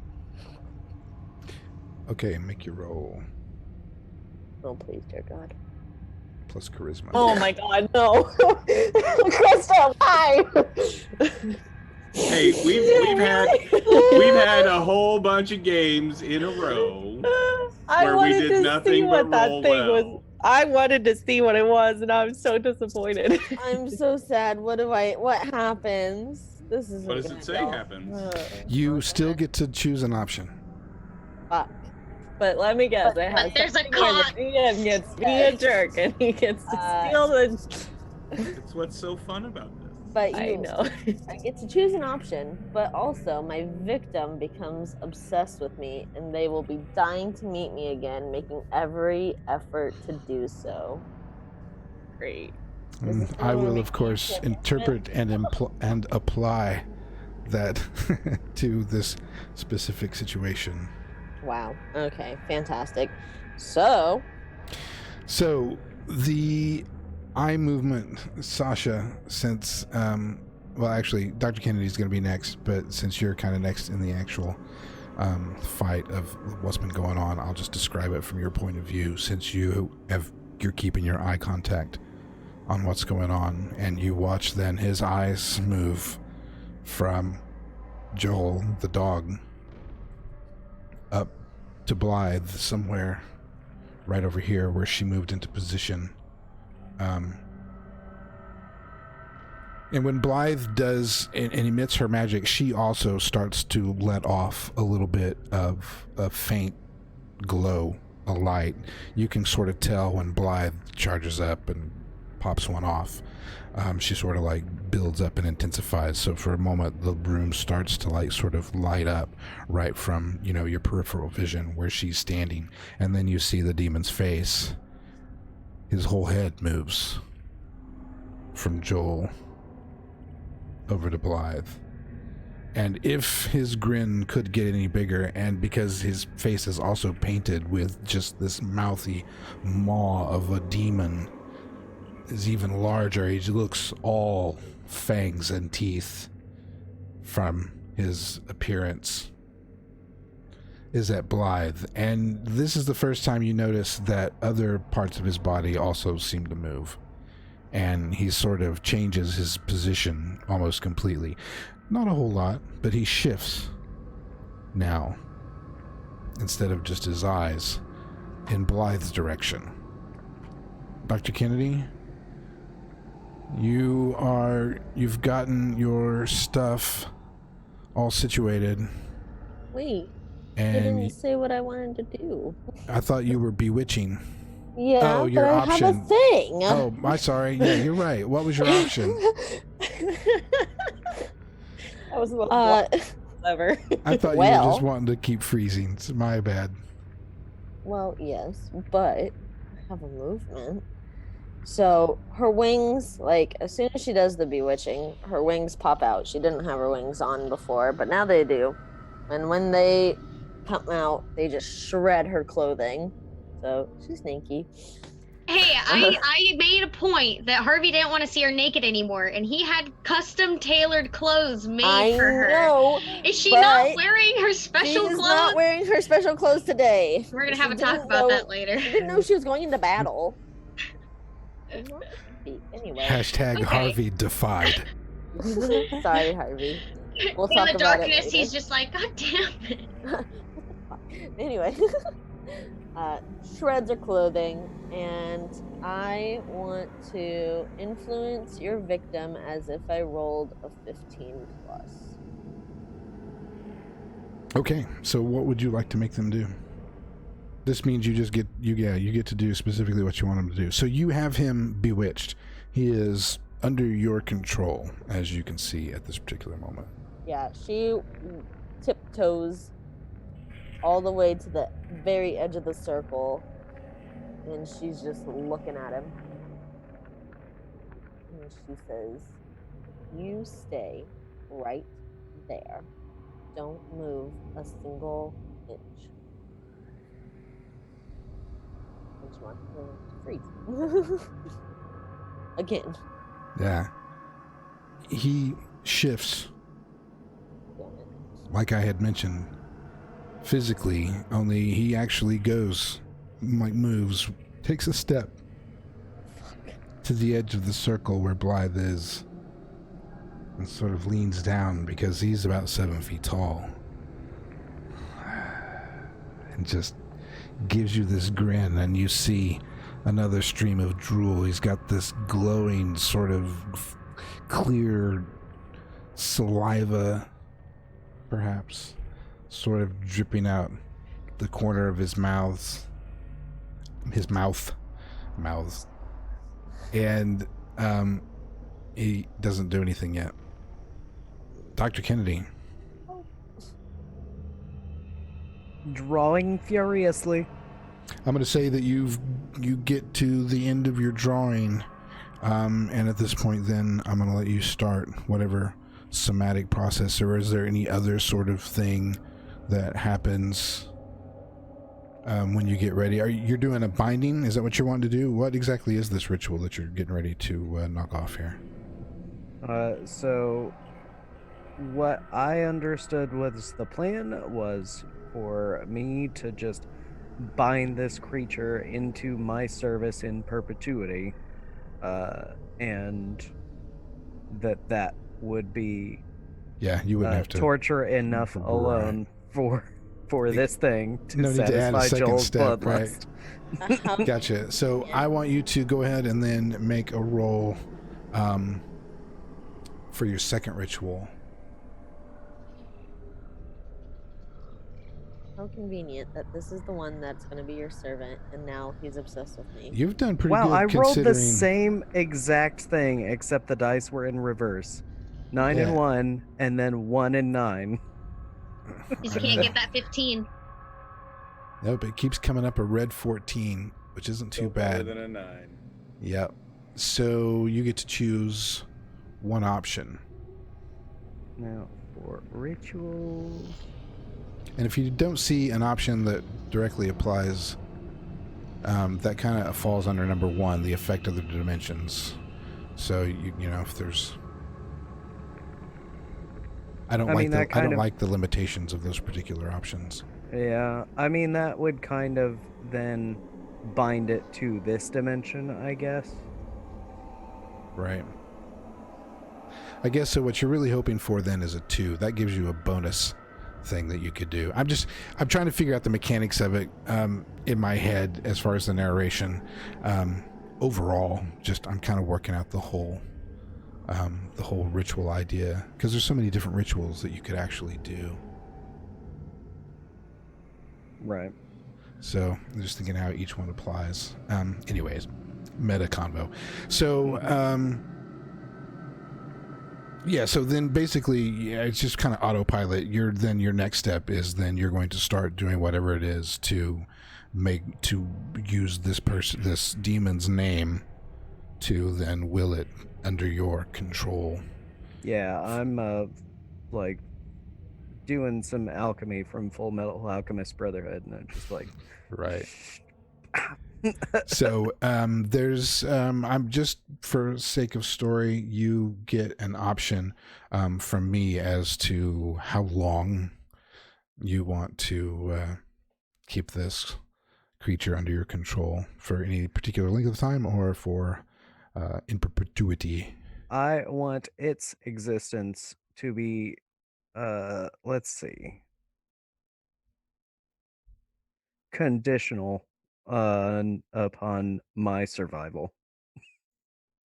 So if I die, it ceases to exist. Gotcha. All right. Nice.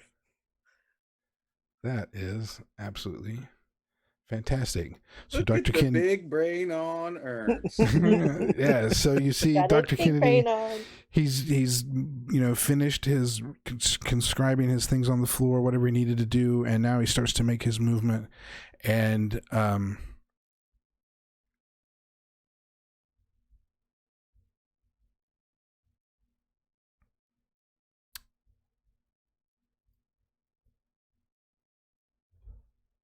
I held out way too long on that one particular thing. It's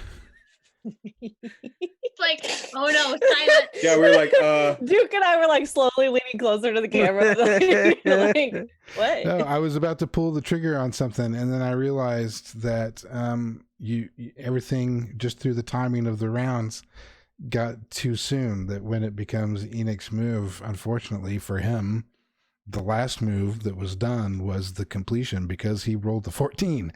That I don't get my bonus. Had he rolled a 9, I still would have had the opportunity to do something and fuck shit up.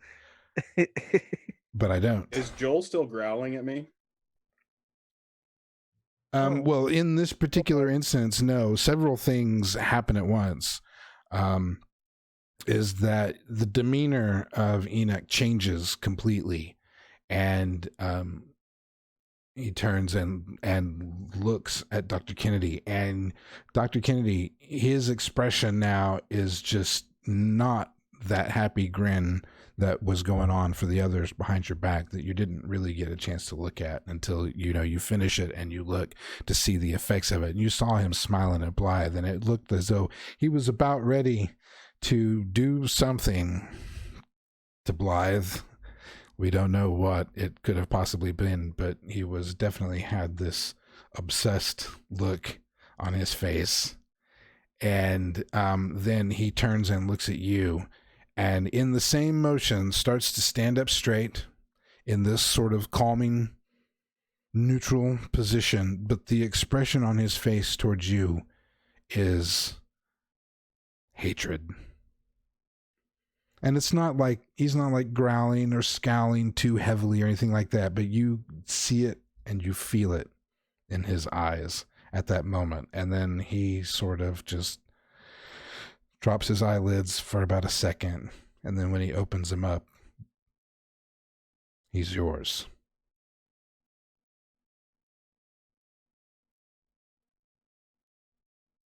Lovely. Now, and I stand up and stretch my back muscles a little bit. All right. You're incredibly ugly, so make yourself not so much that. How would you like him to look? Straight up like Joe Pesci from Goodfellas. So Dr. Kennedy, from here on out, has this little guy about 5'5", in a suit, nice suit, Armani probably. Yeah, this little tough guy, Italian. Boom, right in front of him, and just because now it's canon, that's his form from this point out. It's Joe Pesci from Herbie unless something reappears. happens. It just says, "Is that Well- Joe Pesci?" You're gonna have to choose a different movie Goodfellas is in 1990, which is the because year Goodfellas It's doesn't come out later until this year. September. Yeah, it's later this year. I know, and that's You've already exactly what time I'm traveled. thinking. No, that this guy is gonna be actually Joe. The Pesci inspiration in- for Joe Pesci. Yeah, You make him that's- do the movie. that would be a good story. I've got connections. He's right over here. True. That would be a good story. He knows the director. How am I funny? Oh, beautiful. You should make him Joe Pesci from Home Alone.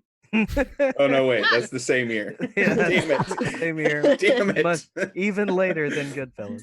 Yeah. Okay. So the hatred is his facial expression is pretty neutral most of the time. He goes silent, doesn't say a whole lot unless asked, kind of like Morton. He's pretty much under your control. He'll do whatever you tell him to do. If you ever go and lock eyes with him, you will still see the fire burning deep inside. However, it will never show up as an expression on his face around you or anybody else until something changes or you give him a different direction.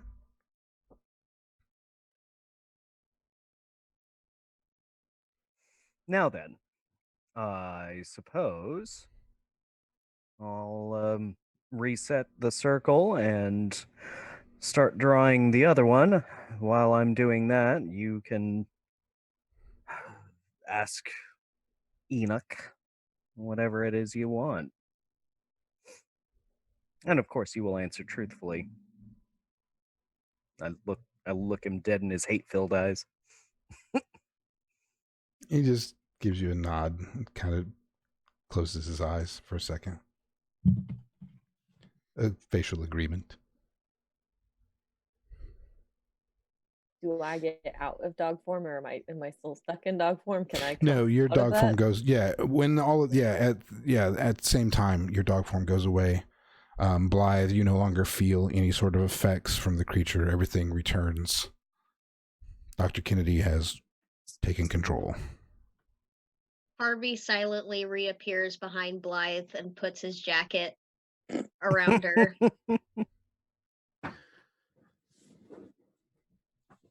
I didn't know that we were going to be doing this today. It's not that I don't care that you made me all those nice outfits, that you got me all those nice outfits. Don't be upset. Maybe just wear them. Yeah, Maybe or just you can just choose wear. It's them. literally an entire closet full of outfits, so you just have it. Okay, but you General. know, sometimes it just works better when I'm naked.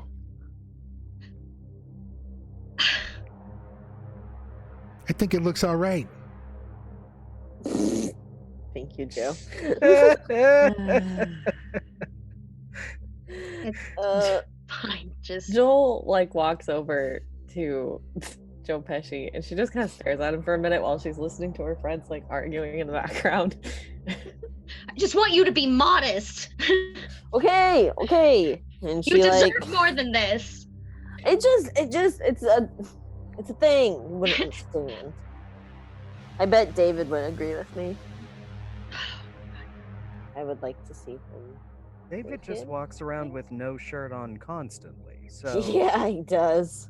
Okay, guys, can we please Wow. get back to the we just matter slipped at into hand? what will forever at TTRP be referred to as a car buying moment. Jesus Oh Christ. man. And Duke knows what I mean. Uh, Watch Renaissance City Tuesdays at 7. Go ahead, Joel. She turns back to Joe.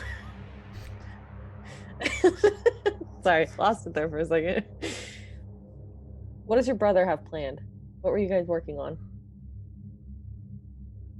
Oh, hey, we were gonna kill you. Well, we kill you, get out of here, whatever we took. It's a free ride. You call us over here, we get to stay. As long as you guys don't do something, you know, like what you did, so,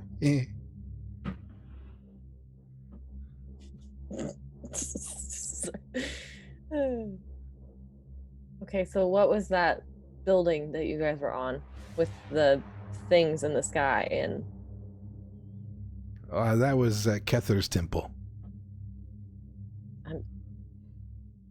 okay, who's that? Kether's a power. Much like, he kind of looks around. Malkuth. Is that the person you guys were serving? Well, it's much higher up on the chain, you know what I'm saying? We're kind of down the totem pole. We're typically employed by the Fingers of God, which is the cult that runs Retech. Big higher ups in the whole Kether world. Retech, Kether, get it? It's spelled backwards. Mm-hmm. Who asked for the hit on my parents? Oh, the Fingers of God. For all the same reasons you told me before. Well, let's see.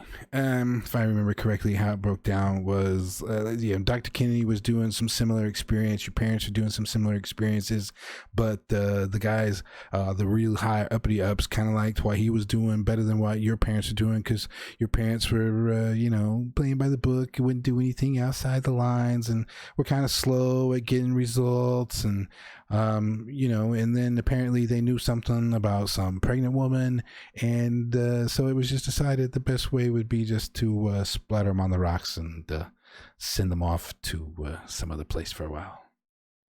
Do you know what other place they went to?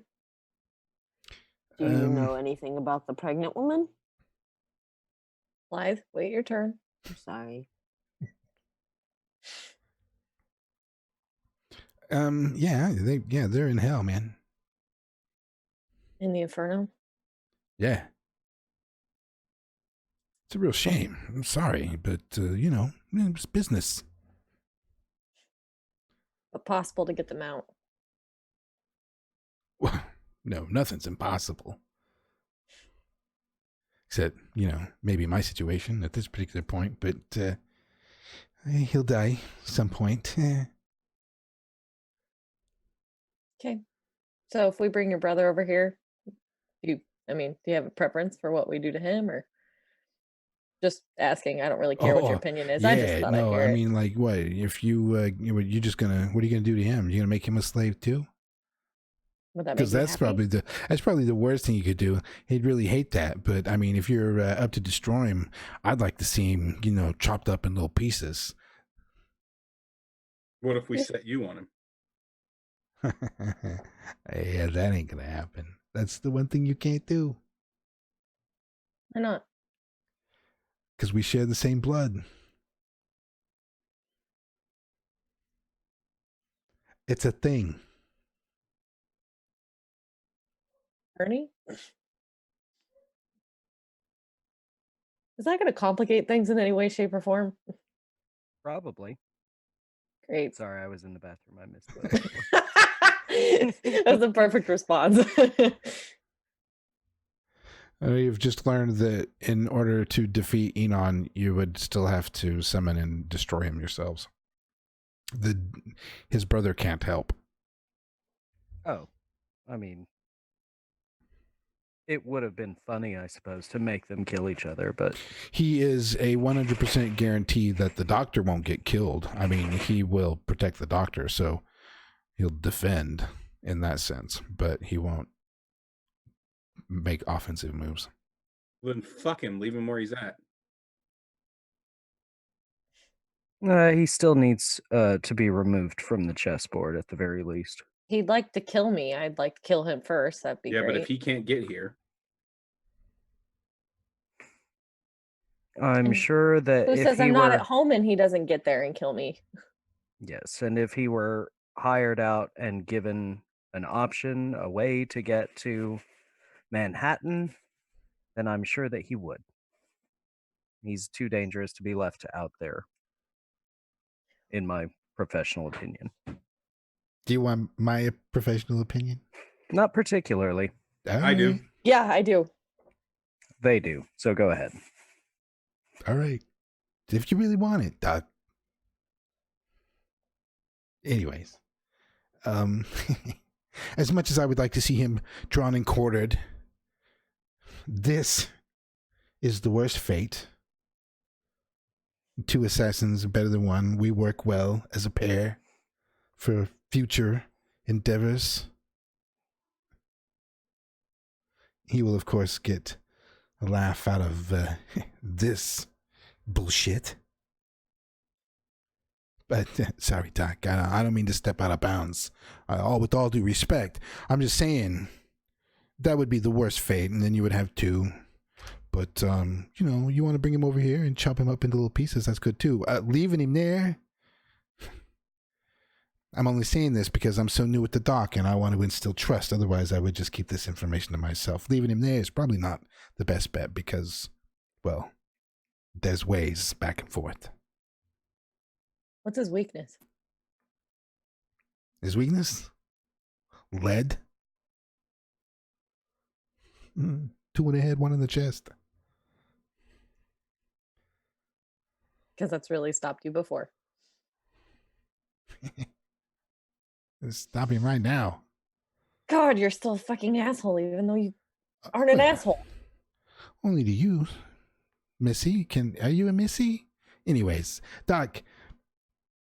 But yeah, we'll stop him right now. Doc knows the ways. He's got the books, I'm sure, to do other things. All right, I'm done. Blythe, your turn. You guys get to shoot him, cut him, chop him up into little pieces. How can we trust him?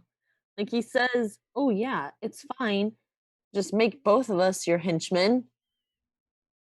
That seems fishy to me. Well, see, the Doc here, he's a special dude, and he's got this motherfucking spell that he's got on me, see? And until this old son of a bitch dies, and sorry, Doc, no disrespect, but, as soon as he goes, I'm a free man. Yeah, I can't wait for that. Then, of course, in that you will cease to exist, sure, you'll be free. Well, yeah, okay. Well, that's, after, you look like you're 120 now, so who knows how long this misery is going to last. I'm 25 now. Yeah, sorry, Doc. just joking. See, it's not I know how fun when old you people really joke are. about your age. Now, is it? Blythe, I thought you wanted to ask about your mom. Are we gonna? Oh yes, right. I just have one question. What do Yeah. you know about the pregnant woman that Joel's parents knew about? What do I know about her? Yeah, what do you know Well, about it was her? just rumors that she was part of the experiment. Her disappearance never came under our plates, so I'm not really sure about that whole thing. So you don't know if she's alive or not? That I do not. Okie dokie. Let's do this shit. Ernie, what do you want to do with the other one? Do you want him, or do we kill him and then his brother's all alone for the rest of eternity, or? Miss Watson, it's up to you. It's your vengeance. Can Are they I gonna be try annoying to together? eat him first? Actually, that's not a bad idea. It might let you eat him. Okay. We can try that. We can try I mean, eating. I don't know. That's Well, if we okay. can hold him that long. Come back. After I eat his life force? I mean, don't they come think back so. before. I'm kind of scared. It's worth a shot. Wait. Do you need to eat? I mean, are you like? I mean, hungry? it's about time. I got a couple of days before I absolutely have to, but Better to stay on top of it. I mean, I'm indifferent to whatever happens to the motherfucker either way. So as long as feel he's like- gone and dealt with. I feel that if anyone has strong feelings about what should happen to this creature, it would be you. I just found out that my parents are in hell.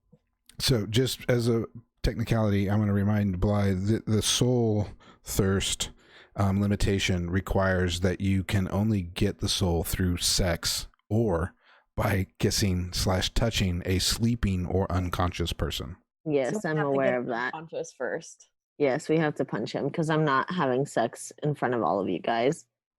Thank you. Dear God. Done that thank too you. many times before. Not going down Thank that you. path again, Thank you. unless you really want it. No. Okay. Zip that jacket up, young lady. All right, so what's the plan? I guess we get him here. We try to hold him down. We try to get him knocked out. This is such a bad fucking idea, Blythe. This Yes, is it's not an a good idea. incredibly that is I if I have any say here, would like to veto everything about this Okay. plan. Yeah, I I'll would go too. find a roof person. Sorry, honey. No, it's okay. I just thought, Meals on Wheels. Yes. All right, then. So I'm just going to wait right over here, Doc. If you need me or if I see that you need me, I will, of course, help out. And with that, Dr. Kennedy, I assume unless somebody else has some urgent matter, you will then start recreating another ritual. During that whole conversation, that's exactly what I had been doing, is drawing. Okay, cool. Then go ahead and give me another roll. Roll plus soul. This was my big breakup because I knew you guys would have to do at least 4 rituals, or that's probably bad. 4 That's- rituals. Damn That's- it. What That's the?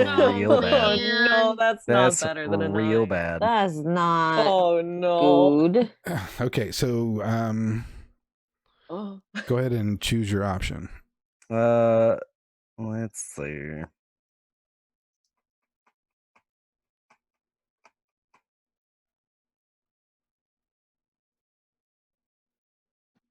Do, do, do, do, do, do. So I have the protective circle up on it. I can't do the ritual doesn't become unstable because it can't be chosen on less than 9. So I guess I'll just do affects other dimensions again. Okay. So, yeah, and the protective circle will protect you throughout the completion of your ritual, and then for just a little bit to allow you to do something else. But the protective circle isn't like going to be there forever, just Right. to make sure that you understand the mechanics of that. So Mhm. you start the ritual, and everything goes just like you did the first time. The same orb appears, the same tear, and he is just kind of, it's the exact same picture, only minus the first demon. And, he's like, oh, all right, my turn. Like he's been waiting for his moment to go. Because he's doesn't realize that, how's he getting you? Anyways, if you're summoning him, he's kind of stupid in the fact that if you're summoning him, then something probably went wrong. But he is eagerly awaiting his turn to step through and take care of business.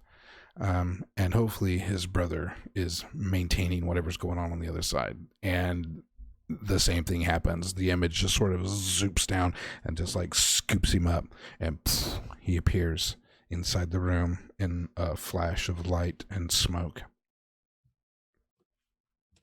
And we will go back to the top of the same order. Well, let's see. Where did we leave off? It doesn't matter because I don't remember. So let's go with Sasha. It doesn't matter because I get to just cut in anyways. Because I get to go first. Yeah, we'll just then start back at the top with Sasha. Not quite as comfortable as he was the first time.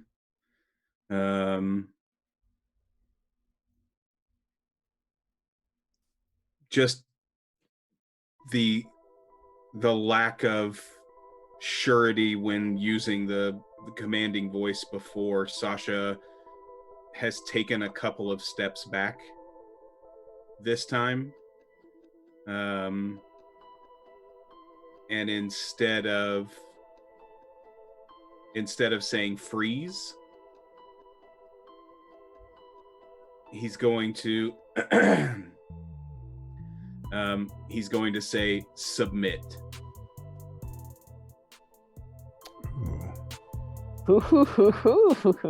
Hot. Oh, damn! Harvey's heard that before. And he Oh rolls my a god! 16. Yeah. You know it. The reaction of this one is a little bit different. He is the smarter of the two, and that doesn't mean a whole lot. But he turns with his mohawk visage and a sort of similar paint job, with a different demon face painted on, sort of a slightly different appearance, but he's still huge and muscly. And he looks at you, Sasha, but instead of the grin that he had anticipated that you might have thought like the other one had given you, he looks at you with complete anger and just sort of starts to put his arms down to his sides, and he's looking at you like, if given the opportunity, I'm going to rip your head off, but at this moment I'm not doing anything. And you can just see the submission in his eyes. Is there anything you're gonna... Well, I'm gonna make you wait for... Well, no, because what is anybody else gonna do? You've gotten him to submit. So at this moment, what are you gonna have him do? Do a handstand. Play with him. The hatred in his eyes is... If it could possibly be worse, it is. And he starts to do a handstand. Harvey. You're next in the turn. Sasha has just made him do a handstand. I'm starting to... What? Are you guys still wanting to kill this guy? I mean, I feel like I see where Sasha's gonna go with this, and just he's doing a handstand. All right, so you want to hold an action? You can do that. Yeah, I'll hold an action. I don't want to jump right into it. Okay. Too crazy. Does anybody want to do anything at this particular moment? I don't want to see this play out. I mean, he's frozen still, yeah. Yeah, Dr. Henry, you've completed your ritual. What are you going to do next? Because Sasha has started to make this guy do a handstand, and I mean, I'm gonna start drawing the binding ritual. Go take another one. So he starts doing that. You can kind of hear Joe Pesci chuckle just a little bit under his breath. You like that, Enoch? Yeah. He's watching this show. So you've got him, and is your intention just to keep him there in the handstand? Yes.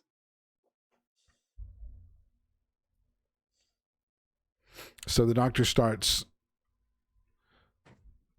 setting up for the binding ritual, and the Enon is doing a handstand.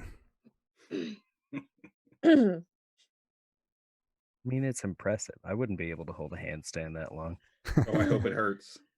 Yeah, and it actually doesn't last very long, Sasha. You're hoping that he's going to continue to do it, but at some point, just as Dr. Kennedy starts to get into the finals of his of completing his ritual, because it takes a few minutes for that to happen, so there's like this tension while everybody's standing around watching this guy, this demon, this painted creature do a handstand in the darkness. And suddenly he goes down to all fours. Harvey, you were holding an action. Yes, I was. Does he look like he's gonna Do something? Yes. do something? Yeah. All right. Cool. How big is this room? 30 by 30 square and cubed. Okay. And would you consider him to be a large object? In the terms of your TK, let me see. Yes. There's actually some. It'll decrease my stability, but I don't have to roll for it. And I basically, as soon as he comes down, No, I see his... I'd always assumed that sort of a man size, and 7 feet tall, he's still man size, is going to be a medium size object, like a table, or it's got a table, armchair, television. You know, he's a few hundred pounds. He's definitely not a car or a shipping container. So Okay. I'm gonna lean him more towards the medium sized. Yeah, as soon as he comes down on all fours and he's got that hatred in his eyes for Sasha, Harvey, like, his hand goes out and his fingers are widespread, and this, like, force just hits the assassin guy, and I just want to launch him across the room. Excellent. Yeah. And you can do your telekinesis without a roll. Congratulations to you and your godlike powers. And I'm unfocused. Yeah, as soon as he goes down to all fours, Harvey springs to action, and you see him fly from that center position in his glowing form and just smash against one of the walls. Does anything happen to him when he goes past the barrier of the protective circle? No. Okay.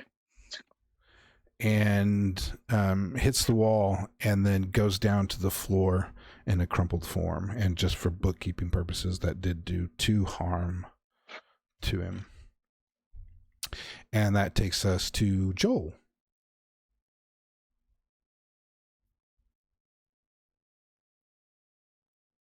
You're muted. I did it again. I'm assuming that Ernie needs him not a crumpled heap by the wall. Can you like draw a ritual up on the wall and around? I mean, the ritual is an ambient thing, and since I'm using his specific name, it doesn't really matter. No, it's more important where Dr. Kennedy is rather than his subject. I'm gonna try and use intimidating to see if I can get him to just sit like a good boy and not hurt anyone.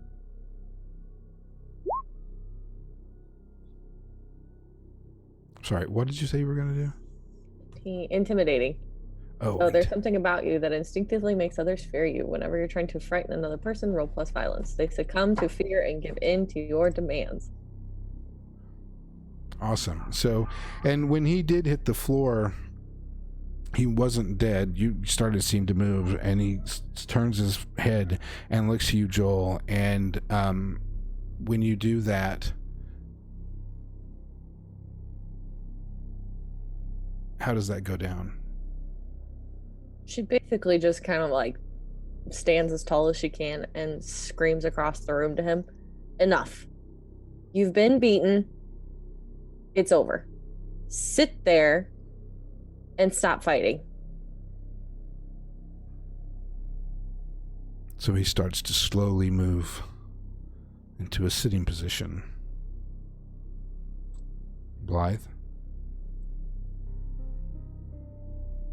Well, he's sitting. I feel like I'm not really needed. Okay, you put something on deck and let me know if you want to throw something out. Okay, what do I put on deck? I'll put Divine on deck. It's good. Different than the other one.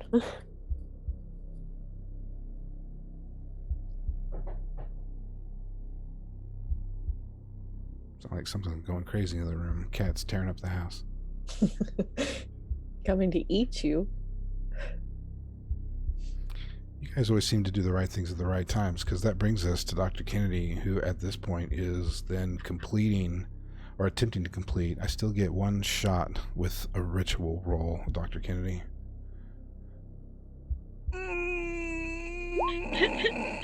That's better than a 9! Oh, Lord. Excellent for you. Thwarted his plans once again. Okay, so I'm assuming in this situation you're going to choose to complete the ritual as planned. Since there's really no need to do anything else. And this one will look like Daniel Stern, by the way.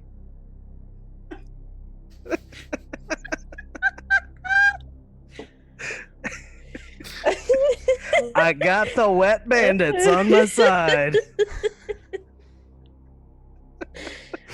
Be funnier if I knew who these people were.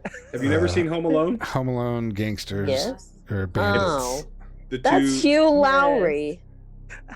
That's a No. different Home Alone movie. different Home Alone movie. What do you mean? Which Home Alone? The Are you first talk- two. The first two, the bad guys in the first two, the wet bandits. That's Hugh Lowry. No, Hugh Laurie isn't in the No, first two. House? no. I think you're thinking Stuart Little. He was in Stuart Little, yeah. He was definitely House was definitely No. in Home Alone. He was No. not. There's no way. I'm looking it up. No, You guys you're do such a- watched right it. now. You are such a sweet baby child. No. Honey. You're older than I We am. all- Come on, dude. we all 100%. He was in Home Alone. Well, he was. but he's he not was- one of the wet bandits. No, he's not. He's not one of the. He's not the Joe Pesci's partner. And I was thinking, yeah, Home Alone, Joe Pesci. Okay. So you have them both. The same thing happens. The same look happens.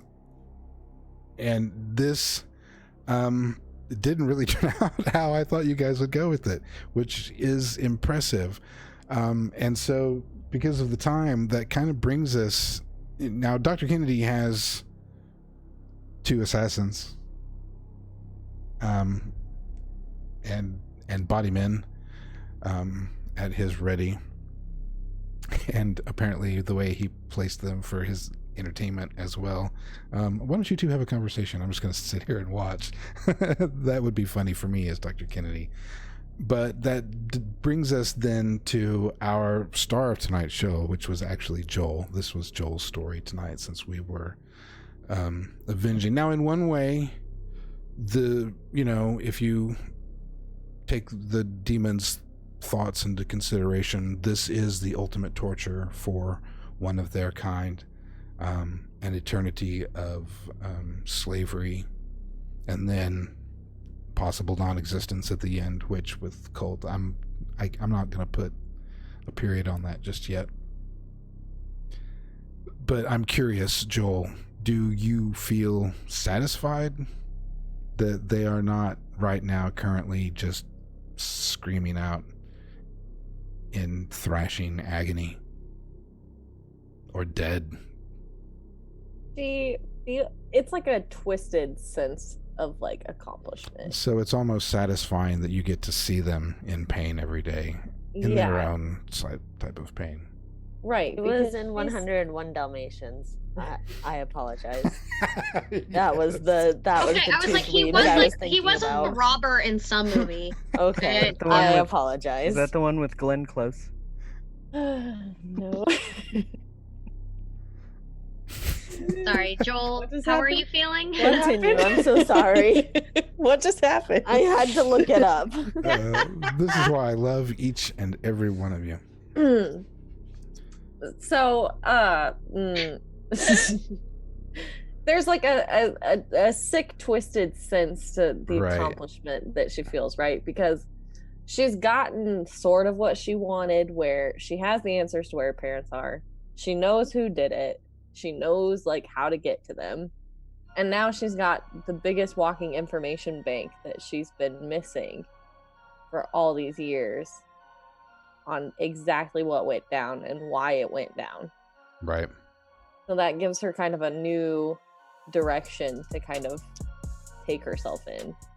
Where, oh, today I might decide to figure out how to get my parents out of hell. Or maybe I'll go find the fingers of God and start plunking them off, one by one. So she's like feeling like this is the end of the biggest chapter. And now her little extra epilogue of what fun thing do I get to go cause chaos in now? And then Right. also I get to have my own little form of chaos watching these two suffer every single day. Yeah, exactly. And assuming that you survive helping Sasha Blythe and Harvey on their next short adventures, what do you envision as Joel's long term? What's she going to do out there in the future? What does she see for herself? Like, I know that everybody's got a few things that they still got to get checked off their board, but at some point now that you're starting to get this understanding of the world around you, you start to see an end game as to where you see Joel. Because you're young, you've still got lots of time ahead of you, and you have to deal with living in this world with this new reality for the rest of your life, whatever that is. Because now death isn't even, it's a question mark. You know what I mean? Mm-hmm. You can come back as one of these guys for all you know. Right. I think long-term end game is sticking by her friends, making sure that they're taken care of. That's probably always going to be first and foremost. And then probably plunking away at the fingers of God and what was it? Kether's temple? Probably taking that down at some point. And then probably end game is going to hell to try and find her parents. That's like the three main things that she is like, I'll take my time at it. Hell, obviously time passes differently down there. Right. So she's not like overly worried about it, but she's kind of like in the back of her mind going, I should probably get to hell at some point if I knew how.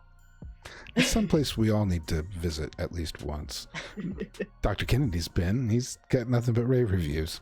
It's been 100 years there. He loved it. Great background soundtrack.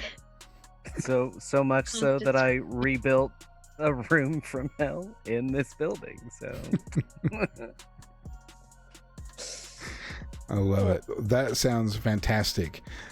This sort of wraps up a little initial bit of a chapter in what we've got going on with the Enlightened episodes. There's no real big cliffhanger for what comes next, except that Harvey has, as we mentioned at the beginning of the episode, received the letter to visit his agent's house. So that could be, curiously, what's up next. I'm interested to see how that turns out, and I'm sure that everybody else is as well. However, next week we will not be having one of the Enlightened episodes, as we're going to be down a couple players, which is cool because I didn't get to mention this to Dr. Kennedy, so this is the first time for him. But something that I just came up with right before stream it was actually just a last minute decision because I've been toiling in my head about the many things I could do next Friday, and I decided that a 0.5 session for Long Strange Trip was in order, where we get the story of Liam and Monet and Clutch and their connection. So as far as real culty, it probably won't get too bloody, gory, or anything like that, but I can see that story may be an interesting story, and since it'll be a 0 session kind of thing, it'll be a fun casual play out, and we can learn a little bit about those characters while our other two players go on with real life. And then the week after that, we will do the Harvey story, and then we have Sasha, and then we finally are going to finish up the Enlightened season with the assault on the Temple of Golab and recouping Blythe's penthouse apartment on Park Avenue. Okay.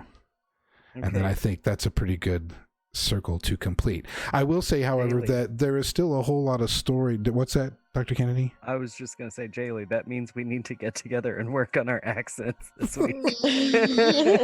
that's what the conversation devolved into. Was or you don't a conversation about accents, which we're not going to rehash in this particular moment. I just feel like I'm going to end up being horribly racist. I don't know.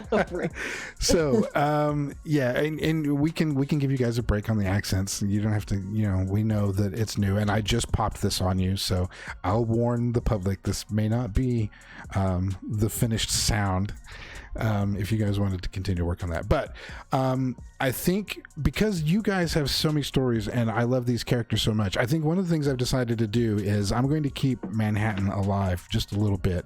And these characters are always going to be on the back burner for one-shots and emergency scenarios when Long Strange Trip happens to have a Friday where we lose somebody or a situation falls through. And I think it would be fun to come back to these characters' lives from time to time in the future. So that could be out there as a possibility. But I want to thank my players tonight for coming out and playing this game. We did go a little bit long again this weekend. Not a huge thing, I guess. But thank you very much. Let's go around the table and get everybody's thoughts. And I think we will. Where did we start with? We started with Sasha, right? So let's start with Harvey this time. Hello, I am Jaylee. I play Harvey. You can find me on Twitter and all the social medias at Jahoy_matey. This is really fun. It always is. And I'm glad that Joel finally got some proper vengeance in the form of long-term slavery. It's very culty. It turned out real well. So yeah, I'm grateful for all of you. Don't forget to follow the Discord. I am also on there, quite active. So you can talk to us all there on the Discord if you'd like. Yeah, Izzy's been going crazy in chat. Yeah, I'm trying. Izzy's like, plug the Discord, plug it. Outstanding. So then we'll drop down to Joel. Hi, my name is Erica. You can find me on most social medias at EricaInMore97. I'm also the community manager here at TTRP Theater. So follow us on Twitter and Facebook so that you can get all the latest updates and any other form of posts that we decide to throw out last minute. Some are shit posts, some are not. Some are great. Yeah, join our Discord because Izzy's about to lose his shit in the chat. We're getting better all the time, but Discord is definitely our biggest playground. Mm-hmm. However, Twitter is catching up. We're doing pretty good on Twitter. Not as good as our good friend and loved one, Chris Stonecipher, aka Dr. Ernest Kennedy, aka Ernst something or other. Kruger. Ernst Kruger. Kruger. Had to give me some shit. Yeah, who has done cookies great on Twitter recently. I am doing all right. You can of course find me on Twitter at Chris Stonecipher. I do a lot of sharing and follow and community engagement stuff on there, and it's helped us grow the TTRP theater community as well a little bit. So follow us all on there. I usually will do weekly posts tagging just everybody here and saying, hey, follow these people too. So get on the Twitters and say hi to everybody. I love this game. I am sorry that I popped in late. I was very much asleep for the first 45 minutes of the game. But I made it. You did. Surprisingly. We loved it. I'm glad. And it was perfect timing. Like they had just gone to find you and you had it worked out great. We kind of stalled a little bit with some banter. Yeah. And then you're like, I'm awake. I'm so sorry. But yes, I am awake. It was absolutely perfect. Did you plug Mew Jackman? Mew Jackman, of course, you can find on Instagram. I haven't really been posting much about him lately on the Instagrams, but you can find him at The Greatest Meowman on Instagram. I'm still trying to decide what the new kitty's name is. I've narrowed it down to Flannery O'Connor or Margaret Catwood. Hey, now that you've reached so many Twitter followers, this is the perfect opportunity for you to do a Twitter poll. That's it. You should do a Twitter poll. I will make another Twitter specifically to vote for Margaret Catwood. There you go. And yeah, we're gonna get. And then I can actually tag you in my Friday follow post. Yeah. Yes, we're gonna get a Twitter for Blythe and Miss Crease the Barista. She is an Instagram person, and we love her because of it. Who also has a cat to plug, so we'll just use that to segue over to Blythe the Angel. Yes. Hello. I am Krista. I have an Instagram. I do have a Twitter, but it is forbidden. You don't want to go down that rabbit hole. So I'm not gonna plug that. But my Instagram is Crease the Barista. You can also find my cat, Binks the Black Cat, on Instagram as well. He's loud, and sometimes I post about him being loud. Yeah. I love it. He is loud sometimes. Did pretty good tonight. Yeah, not too bad. He meowed Only in my threw up ear once. earlier. Yeah, only threw up on my bed, meowed at a cat outside. It was fine. Yes. Normal day.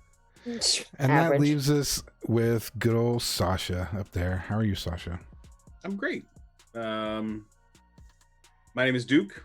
You can find me on Twitter and Instagram at Invisible Duke. I'm the creative director here at TTRP Theater. I love this game. I love that Curtis says that these characters will live on in one shape or form, because I have not thought a lot about losing these characters and not playing them ever again. I haven't spent a lot of time thinking about that or talking about that with anybody. I was thinking about it earlier today, and it was sad, which is why. Yeah. Which got me. As I thought, well, do you have to? Like, you could just pull them out sometime in the future. Like, hey, yeah, you could. So yeah, I like that prospect. I also am the GM for the Renaissance City game. It's a Prowlers and Paragons actual play. I'm traveling next week. I was trying to get an episode ready for next week. I am not going to have one ready next week. So we will be back on the 21st. Right on. But I'm super excited for that episode, for the next several episodes. The guys are all chomping at the bit to get another session in, so to make up for the last one. Jesus Christ. If you're not familiar with Renaissance City or any of our other games, we have multiple games going on weekly. Check out the YouTube page. All of our episodes are there, so please do all the likes, the subscribes, the bells, the buttons, all of those things. Check our stuff out. We're really, really proud of it. We have a lot of fun doing it, and you can tell just by watching. So come along. Yep, it's a blast. Follow all these guys on their Twitters for updates, and of course us as well. Thanks again to all of you guys for coming out to play this wonderful game with me tonight, and Helmgast for publishing this wonderful game. If you are interested in KULT, you can check it out at KULTDivinityLost.com. Thanks also to Roll20 for being our virtual tabletop and giving us some good rolls and some bad rolls tonight. They all have character sheets for both 3rd edition of the original KULT game, as well as a sheet for the 4th edition Divinity Lost, which is the one that we play. Also, a new huge thanks to Coag, co.ag, out on YouTube, for giving me a huge new selection of background music. I've chatted with him on Facebook just a little bit, and a nice new addition to my music pool. Go to our YouTube page and subscribe. It's free, and it helps more KULT fans like you and roleplay fans like you find KULT and roleplay fans just like us. And I know they all said it, but I'm going to repeat it just one last time. Like and follow on the Facebook and Twitter. And please, please, please, for Izzy's sake, because he's pulling his hair out that we don't have a big enough Discord community. He wants more and more people. Join our Discord server. Links to all of that is down below. If you'd like to help us keep doing what we're doing, the best way is through word of mouth, and always be watching. Those numbers are important, especially the YouTube ones. If you want to help get in on the build, visit our Patreon. We're always looking for new writers, talent, all that sort of stuff. Any sort of monetary support is always great. You can help keep these stories and new, even more exciting tales that we do have in pre-production right now coming for as little as $1 a month. Our goal has always been story first at TTRP, stories that are appealing and almost, even more importantly, interesting, have interesting characters that change and develop as that story unfolds. All of our game masters, and I'm not trying to brag on myself, because I know I brag about these guys. These guys help me pull this off. I'm not the best, and I'm learning and getting better all the time, but I'm not the best. One of the best we have is DM Opal, who has been on hiatus. She does our A Land of Dark Dreams campaign. It's one of her personal campaigns that she runs as a professional dungeon master. She does a great job, and her characters, or her players, Mist Fortune, they do a great job as well. They're coming back this next Tuesday after about a month off, and we are all excited to have them back. They do an awesome job of executing that same story and those same characters, as well as our cultists on Wednesdays for Heartland when we get them back, which includes a couple of these people, as well as a fantastic crew of people and an awesome game master who executes the same perfection on Thursdays with Pathfinder 2e and Scald's Tale Eclipse. Those guys, Killian and his crew, do an excellent story and interesting characters. They all do a fantastic job of executing our mission, and they've done a great job during our startup season. We've made some mistakes along the way, and we've learned so much through the support of our community, the Patreons and publishers who aren't afraid to work with the startups like us, specifically Helmcast and Magpie Games. Thanks and love to all of you. I hope that the new stuff that we have in production right now, that I just am so excited to get rolled out, will show you just how far we've come here at Tabletop Roleplay. To wrap up, I'd like to give a final shout out to each of you, the ones who watch, the ones who pay, who help pay the bills, the ones who help create, the ones of you who help us perform, all of you on our TTRP theater team, and all of you out there on the other side of the screen who support an independent creative work such as this. This is a new format of storytelling and performance, and your support, whether it's eyeballs or tweets or the money that we desperately need, thank you. This is sort of one of those same situations. I always envision it to the same guy who was the first guy who had television and said to the person who was a radio fan, hey, did you know there's this whole new thing that you can do and watch, and it's entertaining and fun. And that's kind of in this revolutionary stage with this whole streaming of tabletop roleplay. And we are hoping to be pioneers in that effort of producing good quality content. So thank you all for watching. And from all of us here at the theater to all of you, including the new little doggy I see that's popped up. We love the doggos. I love the doggos. This is 11. 11. Call her Elvis. She's evil. She is evil. That's the perfect time. She's one of the ones that barks a lot. Face of evil right there. Yeah. She's a whole bundle of rage and anxiety. Well, 11 She looks very has anxious. popped Oh, up. it is Joel as a dog. Like, that's very much Joel. Age and anxiety. Well, from 11 and all of us here at the theater, we want to say good night, sweet dreams, and we love you. Good night, Good night, sweet love dreams. you. We love you. Bye.